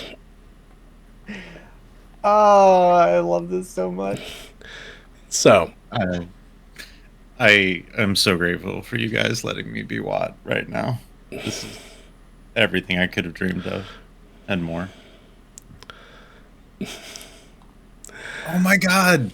We have a pop-out window now. we do. We sure do. I'm using the shit out of it tonight. Don't you remember Jacob asked me to download that mod? Yeah, man, it's so good. If you all have not messed with it, it's fantastic. It's so convenient, Oh, it makes my life so much better. and like the whole compendium will pop out onto a separate page too. Like literally, there's nothing that needs hide our map ever again. Oh, beautiful. Did you put us on the map already? Not And yet. all of the Not drag and yet. drop works between the different windows. I'm letting letting Jacob talk to the audience about the mod while I get everything ready. Okay, I was just making sure that like my Forge wasn't being an asshole again. No. It should be up in just a second as I swap stuff over. Yeah, I'm blanking on what the name of that mod was, but for anybody that is on Forge VTT, if you are listening to this, let's see, looking back, what was it called? It's just Pop Out is the name of the mod. So worth installing for your Forge games. It's super, super convenient.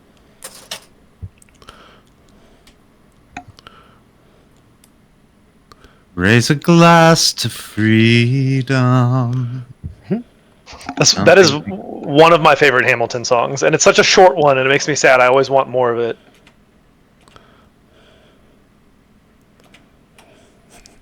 Listen to Hamilton so long. Us. All right, so activating the page, you have to click on your character to find out where you are because it's a big ass page. No matter what they tell you.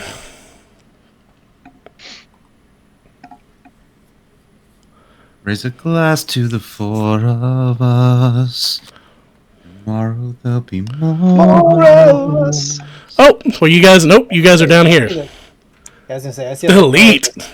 Oh no, I moved. Where'd I go? I got to zoom out. Whoa. I forgot you guys were someplace else, so I deleted your doppelgangers, and now you should be able to find out where you are. Oh man. Beautiful. Beautiful. God damn it.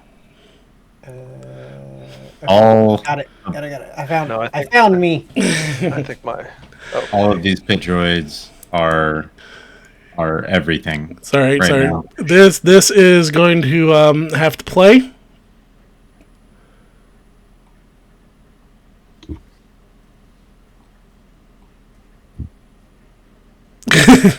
Why are the pit droids bigger than me?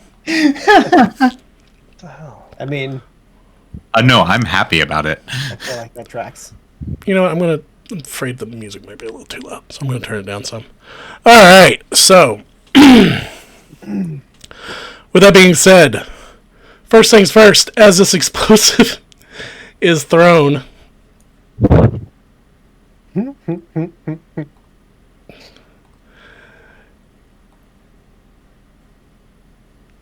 Hisk feels the disturbance in the force as explosives. That's not how the Force works. Oh man, if we don't make that That's reference at exactly least how twice. concussive forces work. What are you talking about? All right, my foundry is. The best part of this my force is sense is just tremor sense of feeling concussive blasts from far away. okay. So one, I rolled for Brave, and he happened to land right on the money with the guard. Hell yeah! But the blast radius is exactly. Oh God! Okay, can I can't lean see into the anything in humor of the room. moment just I a can't see hair? anything in the room, but I can see the space that is taking up on the map right now, and I am horrified. Oh, wait Our till you. revolution is about to go down in a blaze of glory. So.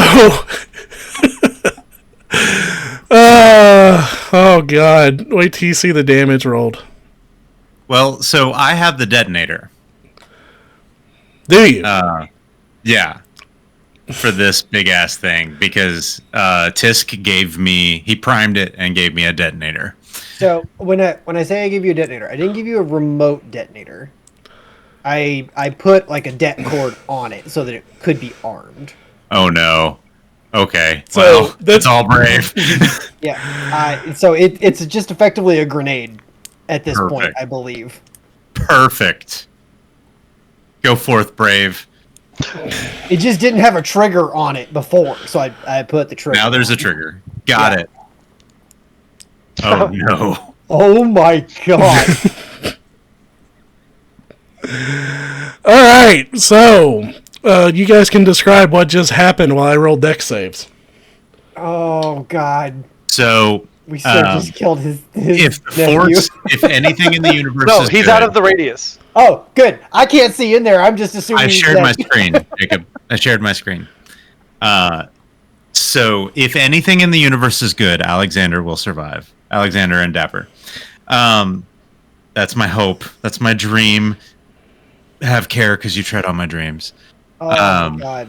All of those poor pit droids. So this brave goes running out. He doesn't throw it, Bill. He like lunges with it. He is into the revolution. He is committed to the cause. I just have the scene of like 300. explosive strapped Urkai running 100%. at Helm's Deep. I'm thinking witness me. He pulls out a spray can. He's spraying his ocular eye with a silver. Oh no! Don't give me that idea. He is arriving in Valhalla, shiny and chrome. Oh, he's the best. Oh So- my god! So So brave. as he lands next to the guard, I've rolled the deck saves for all the pit droids and the guard. I will say no one passed. So everyone is taking full 40 points Oh yeah. of concussive or thunder damage. None of the Pyke guard, all of them. I'm just going to select them all. Just mass delete. That revolution was short-lived. Dead.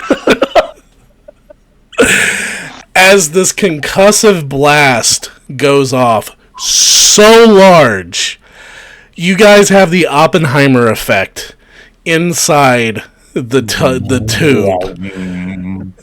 Inside the tube, both of you are deafened as you see this blast wave fly in. You hear a concussive implosion behind you as the tunnel collapses. Okay. Well, there's only one way out now. Yep. At this point, I need everyone.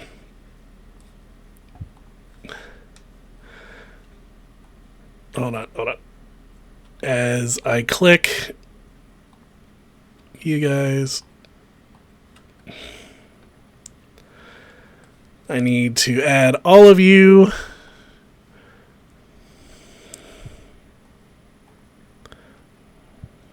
No, what is going on? Oh, there we go. I was hitting the wrong button. All right. So, as I add everybody. Also, if you can add my droid to the map at some point. Ah, I thought I already pulled it on there. Apparently I did not. Yeah, Bill. Gosh. It acts on your turn, right? Yes.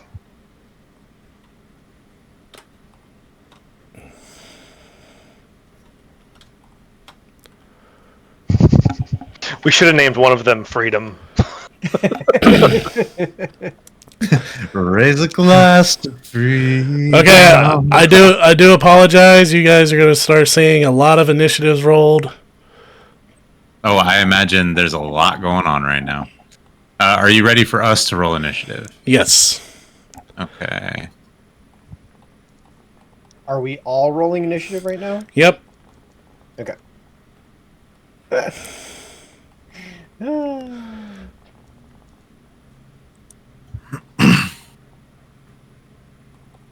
That's pretty good.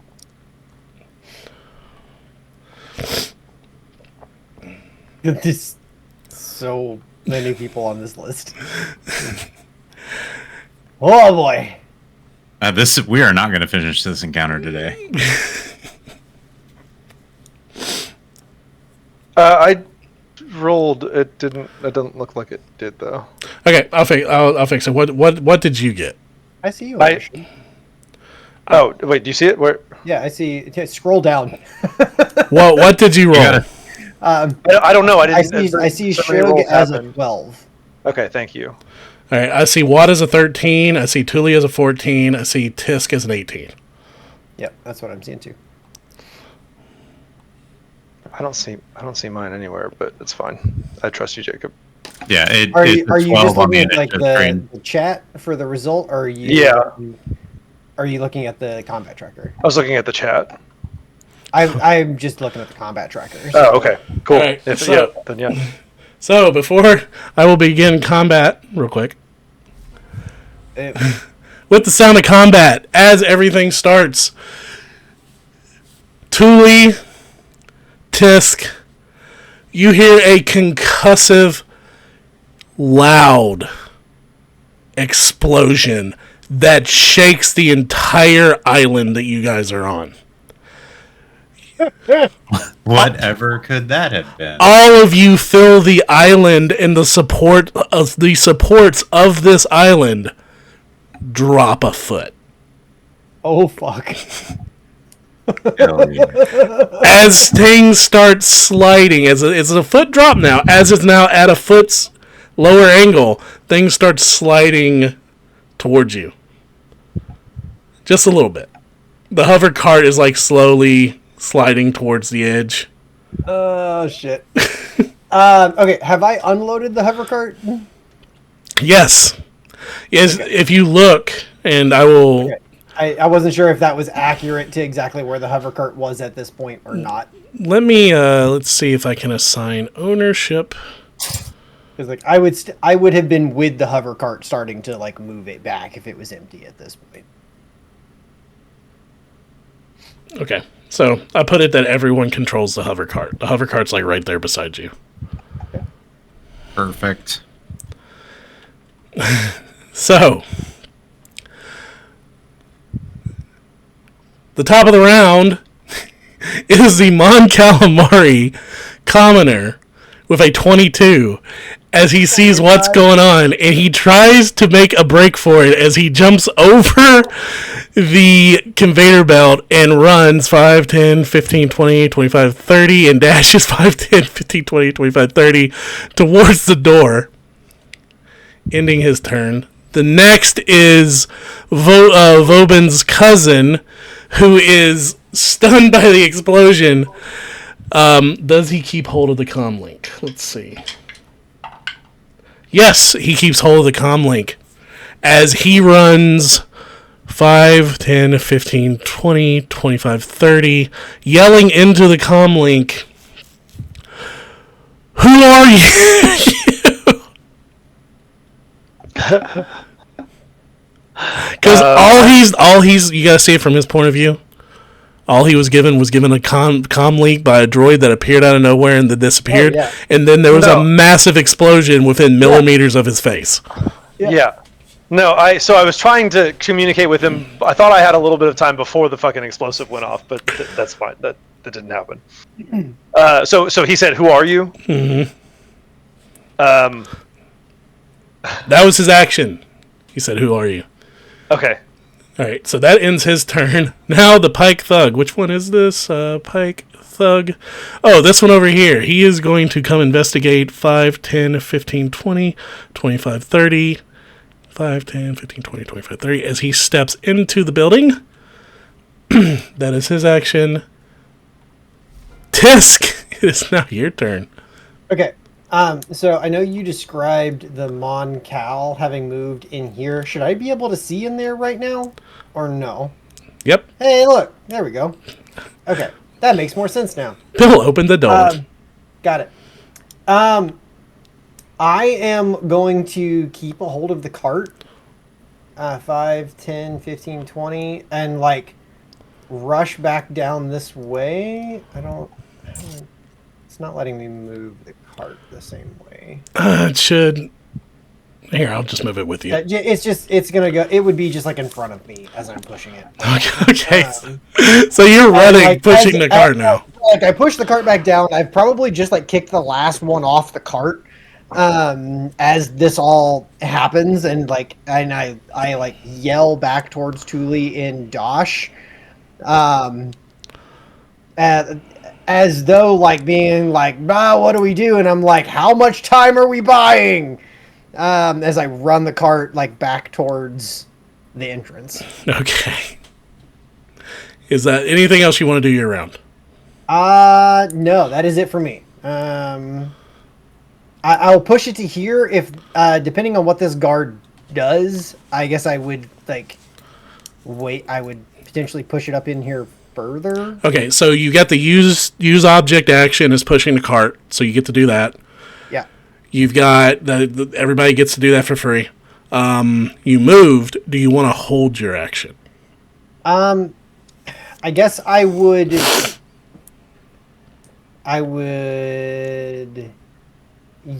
I guess I will hold my action to dash the cart in further if the guard gets out of the way. Okay, gotcha. All right. Pyke Boss. The Pyke Boss, who is inside the building with you guys, immediately stands up and starts shouting into a comm in Pyke. So that is what he's doing.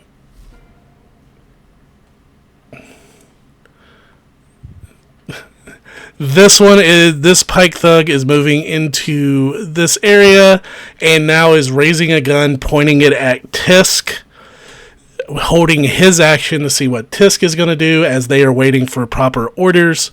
Matter of fact, the Pyke bosses already went. You hear all of the Pyke's comlinks go off with someone yelling in Pyke.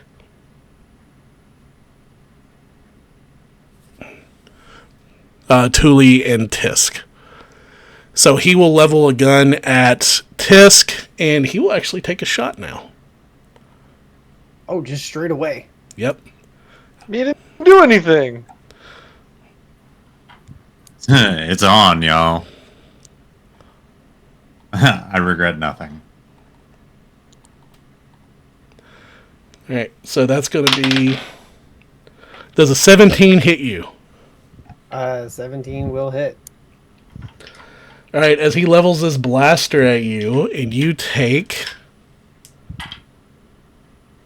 actually, it's not a blaster. It's a slug thrower. Now that I look at it, you're going to take 7 points of kinetic damage as this shrapnel from this, basically a shotgun, hits you. Woof. Alright. That's his turn. The next Pyke thug, he is going to run, and he is going to cover this door. That's what he's doing. Thule, it is your turn.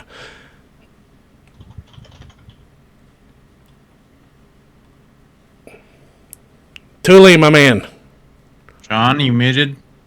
Oh, I was muted. Sorry.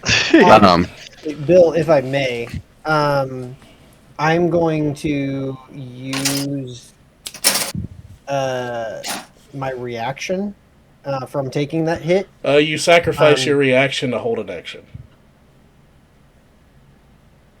So you were holding an action to do the thing. So I would have had to have used. So you hold your action you then use your reaction to actually like activate that thing at the time. So if I forego using the hold thing, I can still use my reaction, correct? I will allow it. Okay. Since the guards are stopping us, I wouldn't have tried to push this thing in further anyway, because my goal was to try and like continue the ruse of like getting this thing reloaded, right? Mm-hmm. So I will instead use my reaction to use my regenerative special feature, and I will roll a hit die to regain hit points since I took damage. So basically, when you take damage, you can use your reaction to expend a hit die to regain hit points, as long as the damage would not reduce your hit points to 0. So. That's fucking cool. What are my hit die? D10? Fighter? Yeah. So I'll roll a D10. And so like that slug hits me and like glances off. But then I like stand back up and just kind of like roll my shoulder, and basically have not taken any damage. Gotcha.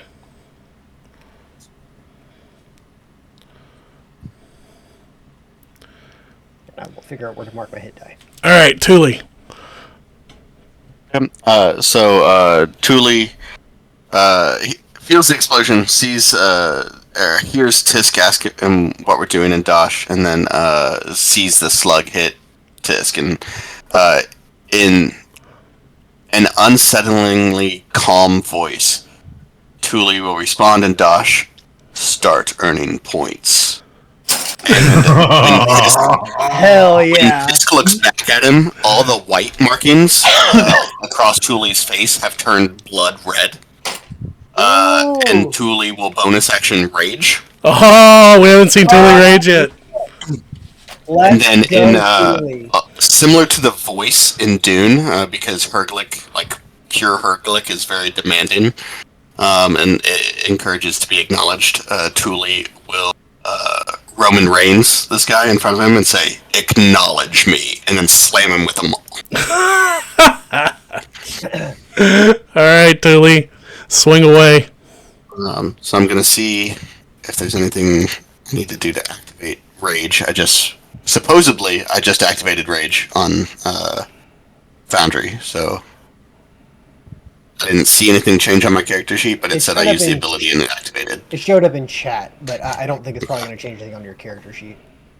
I have it set to, like, I went in and tried to, like, manage when to activate this ability, it does things, so we'll see. It's my first time, y'all, be gentle. And then I'll hit him with my viral mace, which is also being gentle. So gentle. Attack. Normal. For a total of 19 to hit. Oh, yeah, you definitely hit.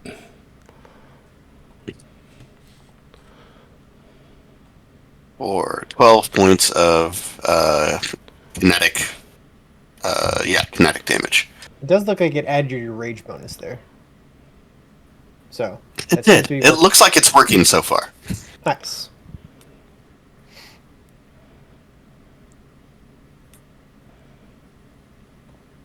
And then regardless of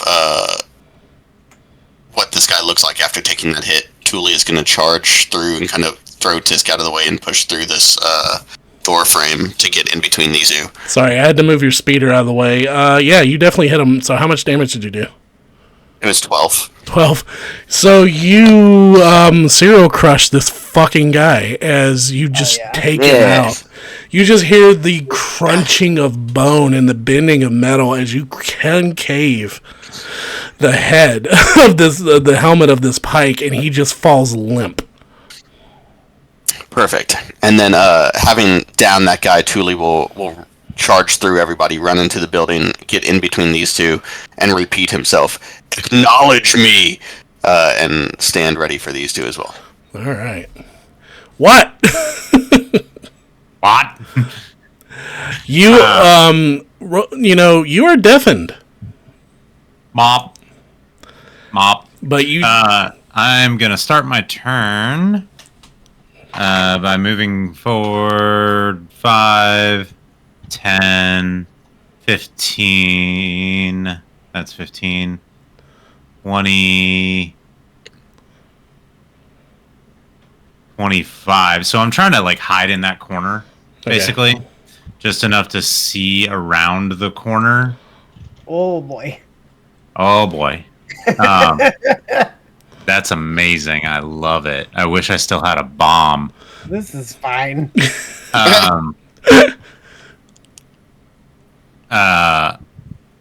And I don't care about anything other than Alexander and Dapper's heads. So I am grabbing their heads. Roll me as an action. Roll me a perception. I don't care about anything else.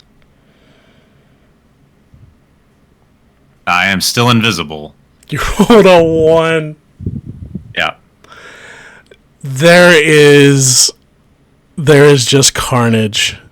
There is pit droids everywhere. That's okay. I'll come back. You'll come back. No man left behind. So since I'm still concentrating on my invisibility, I'm like kind of more right here, tucked behind this corner, and watching, and I'll just kind of relay really quickly and quietly to Shug what I see. And that'll be my turn for now, since I used my action. I don't have any bonus actions that are relevant at the moment, so I'm gonna pass. All right. This Pyke thug in front of Tisk will turn his gun. Let's see. Tuli's the bigger threat. So he will shoot at... actually, what else is it? Oh, he has a vibro mace as well. So pulling one out, he will swing at Tuli. Big mistake. Oh, that's a 19 on the die for a 22 hit. He hits. And that is 6 points of kinetic damage, which I'm sure you're going to reduce down to 3. That cuts in half to 3. Yep. There you go. All right. The human commoner, seeing this going on, seeing the big giant Hurlik raging, running inside. Are you screaming in Hurlik, acknowledge me? Yes. All right, so screaming in an alien language that he does not understand. He considers the Mon Calamari as doing the smartest thing ever, and he will jump over the conveyor belt and chase after the Mon Calamari. Perfect.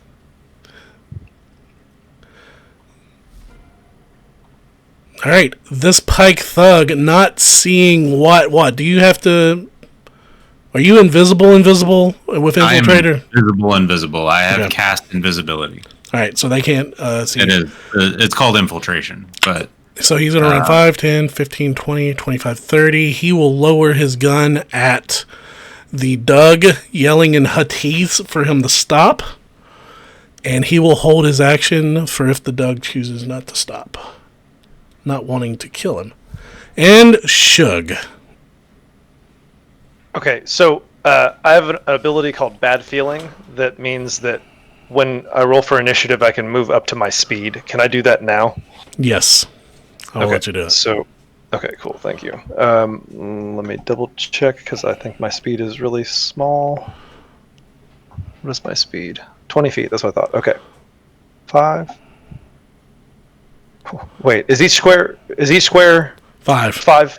Yes. Okay. So I'm here. So I go 5, 10, 15, 20. Okay, cool. For the record, my droid still has its invisibility module back up, but I'm going to bring it over to me. I'm just going to... Oh, no, the droid's by... No, he has the... Never mind. He just has the comm link. That's right. I'm just going to put invisible on it, just because I think Gabe's right. I don't think we're going to be able to finish this. And so I want to bring it over to me, and I want to hand it the mine. Okay, and then I have. So Vobin said, not Vobin, fucking I got it. Vobin's cousins. Is that what's happening? You're making yourself invisible. I'm making you invisible, and we're doing it at the same time. Damn it, that's pissing me off. Okay, sorry. Well, no, you're fine. For the record, when you made the droid invisible, I can no longer control it or see it. Oh. No, actually, I think it got deleted somehow Okay. because it was there. Hilarious. So Vobin's cousin or nephew, whatever the fuck, he said, "Who are you?" I'm going to whisper into the comlink because now that I see that he's having a gun pointed at him, is this like a 6-word thing because it's in combat, or what's the deal? If you're using your action, you can say whatever you want. If not, it's 3 words. 3, not 6. Do we ever use 6? I thought it was always 3. I think the 5e. I thought the 5e rules were you can say up to 6 words as a free action. I think 3's funnier. You're a dick. The GM give it, and the 3 GM words. take it away your words. Okay, so that's fine. I'll spend my action then.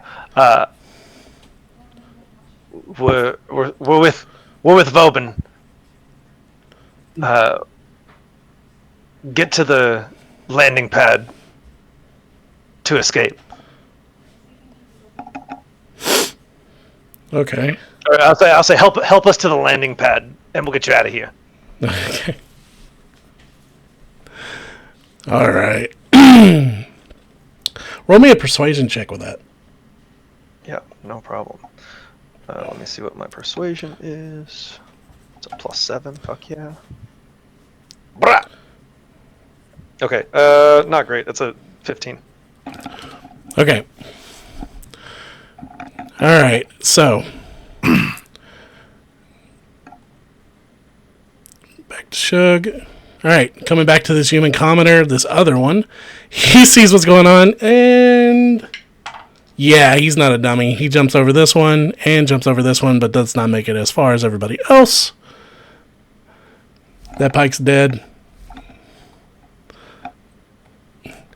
This Pyke is going to come here, and he sees that the others are escaping, and he will fire his shotgun, or his kinetic slug thrower, into this human trying to escape. Savage. What the fuck? I mean, And misses. Fucking Syndicate, man. They don't give a shit. So fucking drug dealers, am I right? This one comes up and holds a gun on Vobin's nephew as well. Top of the round with the Mon Calamari. He will open the door and start running out 5, 10, 15, 20, 25, 30. 5, 10, 15, 20, 25, 30 as he's running away. Let's see if we can get through one more round.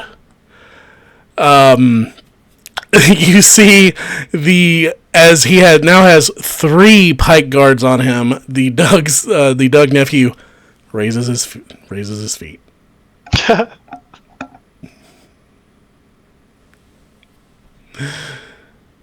And that is his action. shit. Tisk. So I'm gonna. What I would like to try and do is like shove the cart into this guy in front of me and push my way into the room. Whether the cart effectively really does anything or not, I'm basically just like shoving it through the door and then like barreling past. Okay. To move on here. Do you want to take the shove action with the cart? I'll let you do that.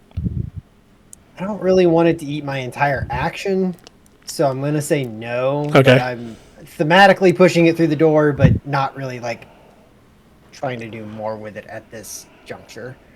And I'm gonna jump in here and take a swipe at this guy with my. Ooh, hold on. Hold on. I gotta look at a thing. Remember how something works here. You know, you gotta think, what is Vobin thinking about all this? Because you know he heard that explosion. Right? He's probably thinking, man, I hope they don't say my name out loud on comms. No, I'm not going to do that yet. I'm just going to jump in here and pull out my chakram and lay into this guy here. Okay. As you do, Thule will use his reaction to. I said, earn your points, and you get advantage, and you get to add a +2 damage for my rage bonus to your attack roll. Oh, fuck yeah. Oh, dude. Thule, don't forget I imbued your mace. Yep, did forget. Did not add last time. It's a mace of freedom. Yeah, I've got to redo that every long rest. So I'm just kind of approaching this as unless I specify otherwise, I just do it again to the same object. Gotcha. Roll that from the weapon. I don't know why it's not giving me the option. Right, oh, fuck it. Alright, so we're gonna do 20.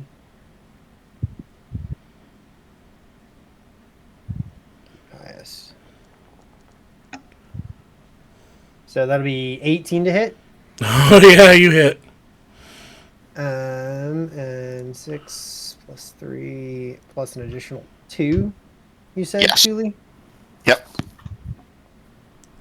Nice. 10 points of damage as I just run this chakram across this guy. He is not looking good. You have opened him completely up. He's still alive, but he's not happy about it.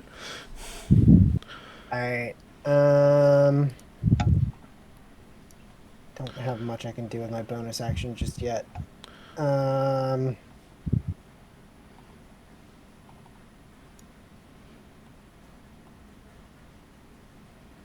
Yeah, I guess that's it for me then.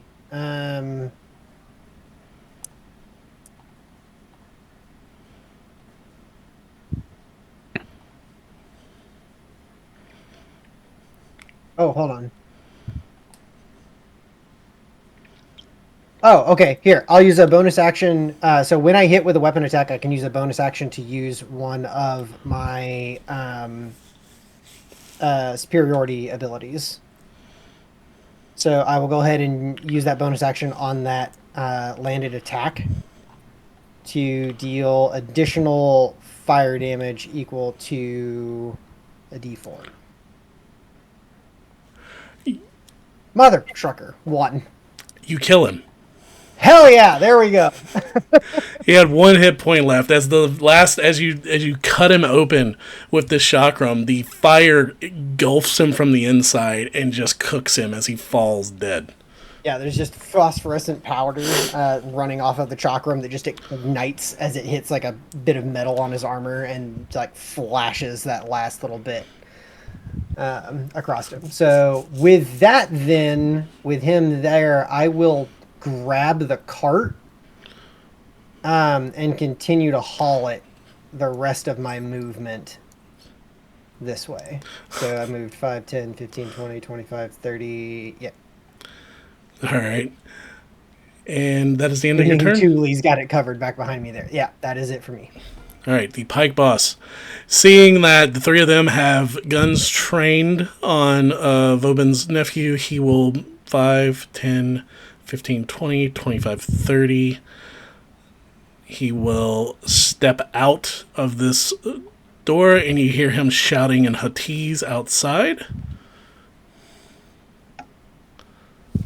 Pyke Thug.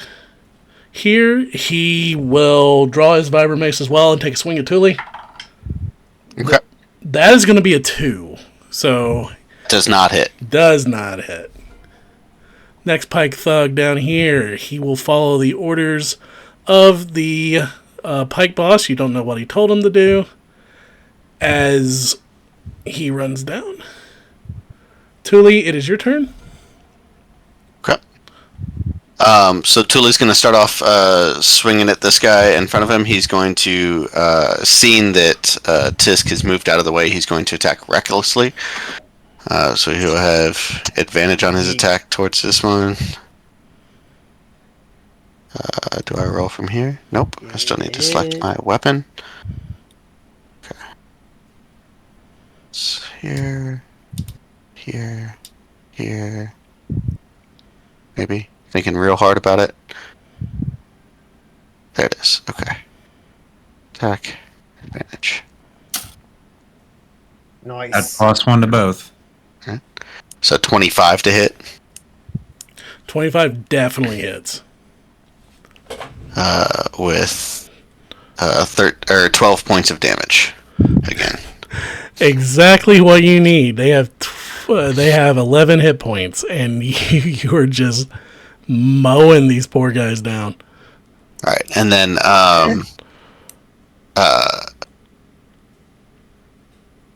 Thule is going to move about almost right next to Tisk, right next to the cart. And then is this a? I'm sorry. Before I move, I guess is this a wall right here? This is a wall, yes.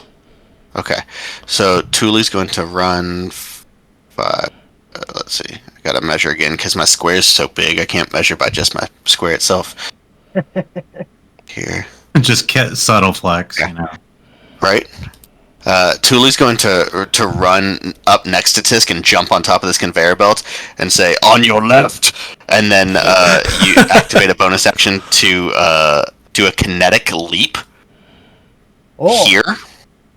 And when I land, everything in a 10-foot radius has to make a dex save, I believe. Let me double check what that ability is.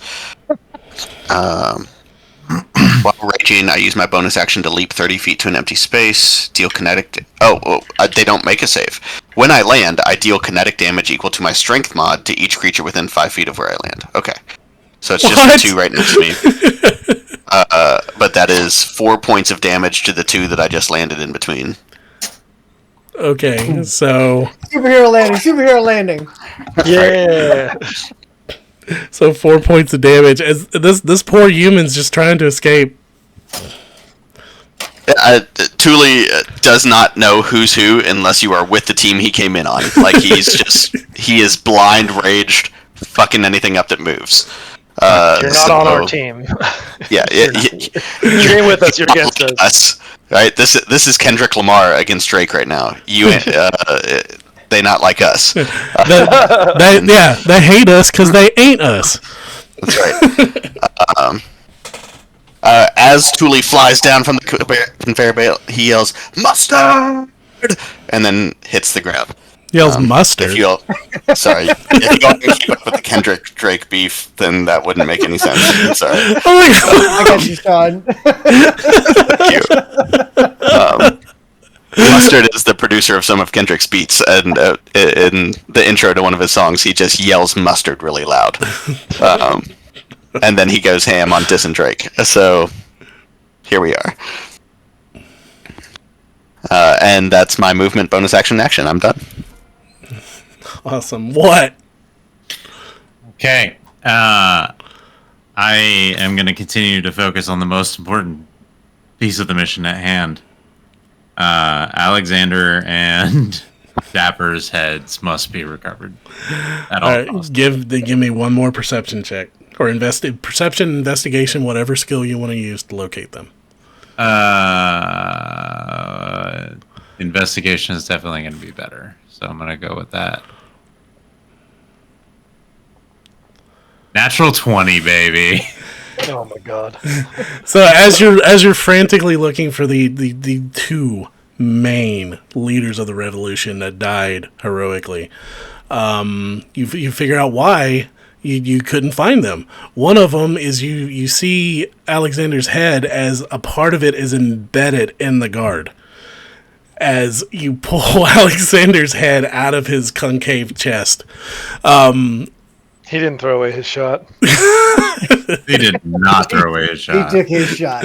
He became shrapnel. then you happen to find Dapper's head laying near that, as you now are carrying both of them like the guy escaping with the Cantono from Cloud City. Okay. I guess I can delete this petrichate explosive off of my inventory. It deleted a lot of things with it. Yeah, it definitely did not throw Mostly away headshot revolutionaries, either. but you know. Yeah, I don't have anything fucking useful here. So, ducking behind the... did that cost my action, or do I still have an action to spend? That I will say it did take your action to investigate. Okay, then I'm going to duck back behind the wall, and that's going to be it for my turn. But I am absolutely, like, charging up my pop lad in preparation for combat. Now that I have these two pit droid heads like shoved in my bag. All right. Next up, a dead Pyke thug.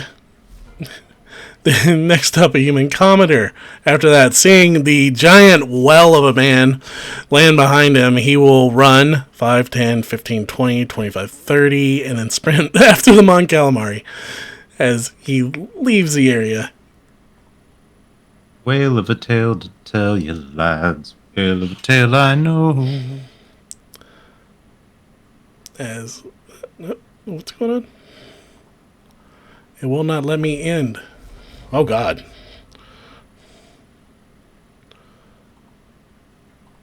I think you were lagging because it said that it was my turn and then it said it was no longer my turn. You don't get to go. I think... I think I'm... Andrew's having a time. Too many things on the board. I am lagging a little bit. There are in fact like 1, 2, 3, 4, 5, 6, 7, 8, 9, 10, 11, 12, 13, 14, 15, 16, 17 things on this initiative tracker right now. So, you know. Well, we're getting through this round and then we're going to call it a night. Okay. But I'm reloading just in case so we can get through this.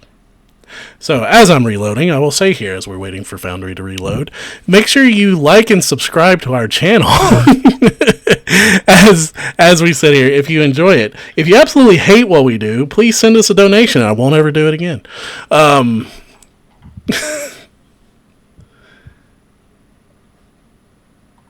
So, Bill, are there any of the pit droids that are like mostly intact? no, they are shrapnel. They are in pieces. Sad. They had 4 hit points and took 40. Oh, that's so sad. I only allowed the heads to be found because, well, he rolled high. Just for the lulz. Yeah.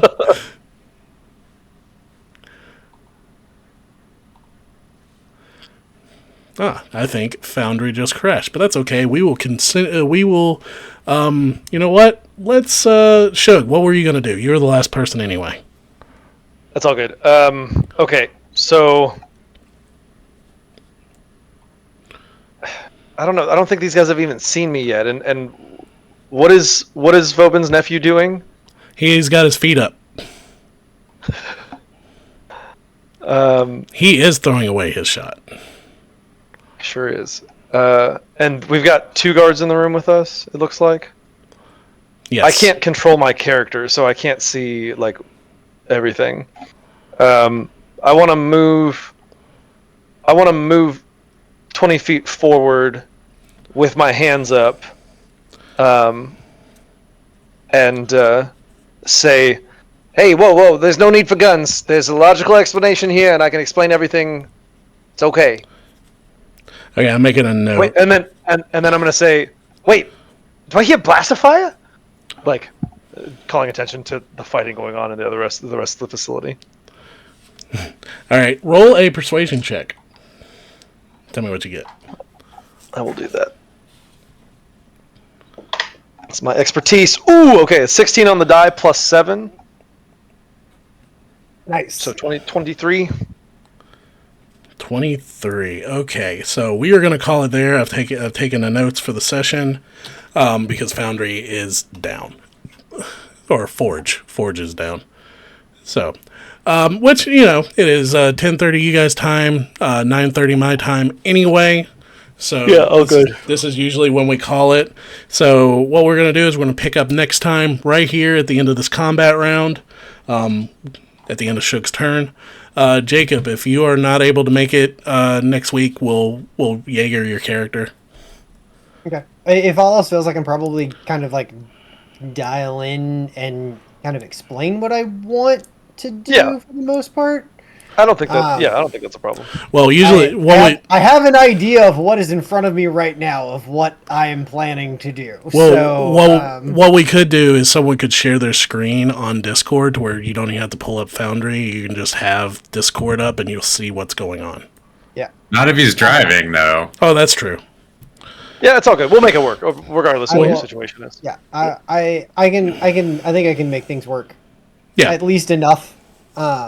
So long as other people can take care of the specifics. We'll figure it out. We have the technology. So let's roll off for accolades. Uh-oh. At a 17. I started to roll in Foundry and realized that not everybody's going to see that. So, 19. 8. I don't have any physical dice. Can someone roll for me? I got you. Nope, 13. too slow. Oh, 19 for Sean. Oh, rollsies. I'm going with Derek.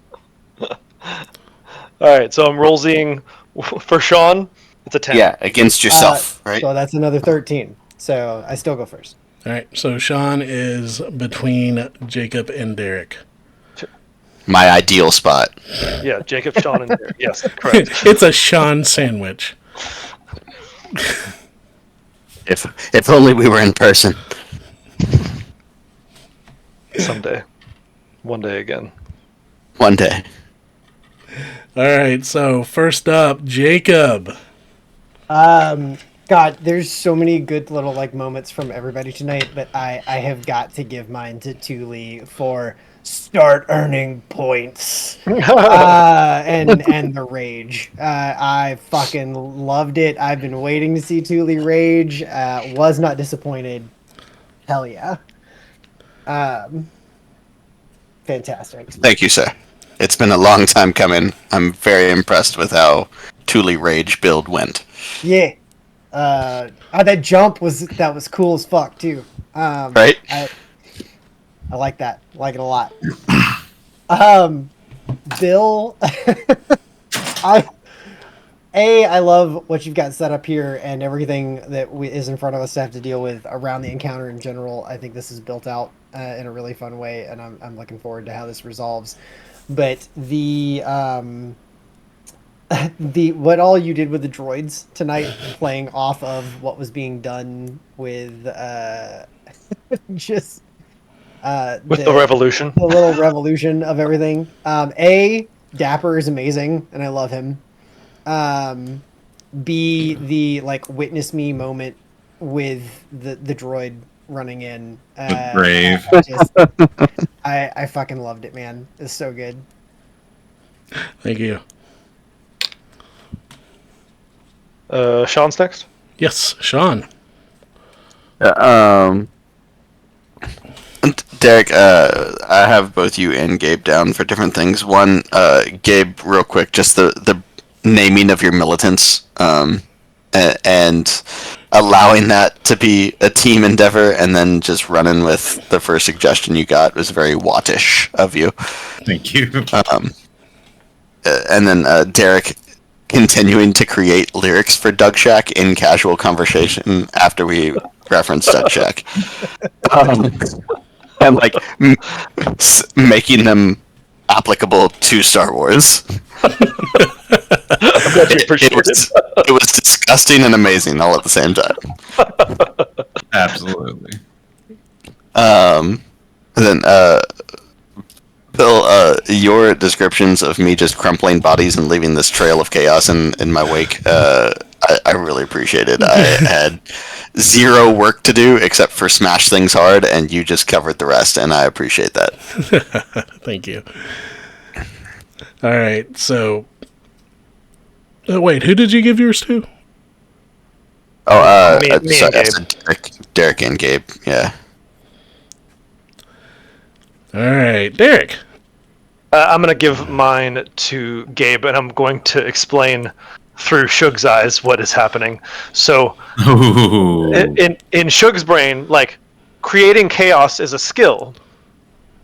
And he knows that you don't have that skill. He knows that as a natural ability that Wott has just has innately, and it's the most beautiful thing he's ever seen, because the best thing a con man can do is thrive off of the chaos that is happening and roll with the punches. And so, Chaos is a ladder. holy shit, yeah, the whole fucking revolution with the pit droids, like, that could not have gone more gloriously. Like, this is when Shug is telling stories in a bar, it's going to be like these stories. Yeah. And people aren't going to believe him. They're going to think he's making shit up. Absolutely. And I fucking love that. It's been great. I appreciate you. Bill, I was really hoping when you were talking about the two other, like, figures in the room that, like, weren't putting off heat signatures, I was like, oh man, please let those also be pit droids. And I cannot tell you how much joy that brought me when they were. And we got to convert them to the revolution. Briefly. No. No, two of them didn't even know what the fuck happened. Two of them was just they were just processing their spice and they blew up. All right, Gabe. Just hanging out, processing spice. No big deal. Man, this is so fucking hard to choose. There's so many beautiful things. Jacob, the con of, like, I'm just the lazy labor, turning into, by the way, I cut this guy open and he combusts. Just love it. Sean, I am so ecstatic to see Thule not level. He is so level and calm, and this fucking beast that is rampaging through the Pyke Syndicate like it is paper is amazing. Derek, Thank you. I see this, like, all of this playing out through Shug's eyes, and Shug's, like, coming up with a plan, and then you go, oh god, as it just keeps going. Yep. Okay, new plan. Okay, new plan. Okay, no new plan. Yeah. Like, you never stop planning. Nope. And I always give you a reason to have to. I was gonna say, you do not let me. Bill, God, the yes-handing with me tonight, I appreciate you so much. The going to get the pit droids, and, like, me telling the dude, the, like, parking lot attendant, like, he was my ride, and you just rolling with it, picking the pit droids were gonna. You said they would come back, like, they weren't done, and I was insistent on that tonight. And you had a plan. You had this. Man, you might have made it all up on the spot, and if so, it's even more beautiful. And then just rolling with me, walking up with this little, like, you know, battle droids from Attack of the Clones, but they're actually all pit droids, kind of like they all march in formation and shit. You may have just completely sealed the deal that Wott is now a droid engineer instead of a wild magic engineer, because I think I'm chaotic enough as is. You all were fucking amazing to play with tonight. I appreciate you. Awesome. Agreed. I had a blast. And so who did your accolade go to? Everybody? To you, man. Oh, to God. the DM. Absolutely. Yes, ending with me with the pit droids, and then the William Wallace moment, and the Uruk-hai letting me fucking name Alexander Hamilton, and then letting me find their heads, so, like, they will live on. Just all of it. Just so much yes and tonight, man. Gonna make a two-headed droid.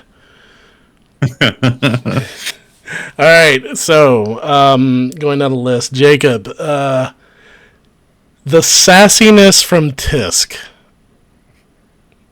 when he had to like carry the spice and speed up the Trandoshan sassy. It's I really enjoyed. I thought that was pretty good. And the even though you weren't there to witness it, I'm pretty sure you smiled. Tisk smiled knowing that was his explosive. Damn straight. I jokingly put it in chat, but like I feel like Tisk set that explosive 2 sessions ago. I've been just waiting for when Wott was going to pull that out of his bag, and it did not disappoint. Sean, it's been said I'm so excited to see Thule go rage for the first time. Such a gentle giant just got pissed and absolutely adored it. Nice touch with the. He was my pleasure. Yeah, a nice touch with the white going red. I really like that. I was like, oh my god, it's a Herlick Mall. Yeah, very good, and very much enjoyed that. Derek, I just felt like Shug was in a panic as soon as the bomb was handed.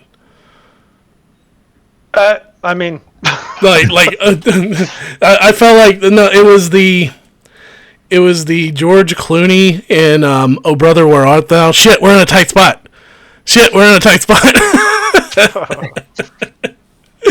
And I want to see where the attempt to give up goes. I was like that was a very good persuasion that you rolled with these 3 guards. So we will definitely see where that goes. I'm excited about that. Gabe, everything that has pretty fucking happened tonight. It's like, yeah, I kept the pit droids in mind. I'm not gonna say how much of this I had planned or how much I didn't. Yeah. Because like Don't ruin the magic, right? my joy is playing off of you guys. So I will say yes, I thoroughly enjoyed the revolution, but I will say that pit droids were always planned for the Spice Den. So, Even better. Even fucking better. so it just I was kind of chuckling inside when you guys got there. I'm like, oh god, this is going to be interesting. So I had a feeling it was going to be chaos. It was like part of me the whole time's like, oh, why'd you make a battle map for this? They're being so strategic and planning, and then the bomb went off, and I went, thank God I have a battle map for this. So with I had every expectation that this was absolutely gonna require a battle map before all was said and done. If it didn't, I was gonna be shocked. Shug got the inspiration last week. Let's see, I can't remember who got it the weeks before that, but I believe that Wott needs to get the inspiration this week. I appreciate you.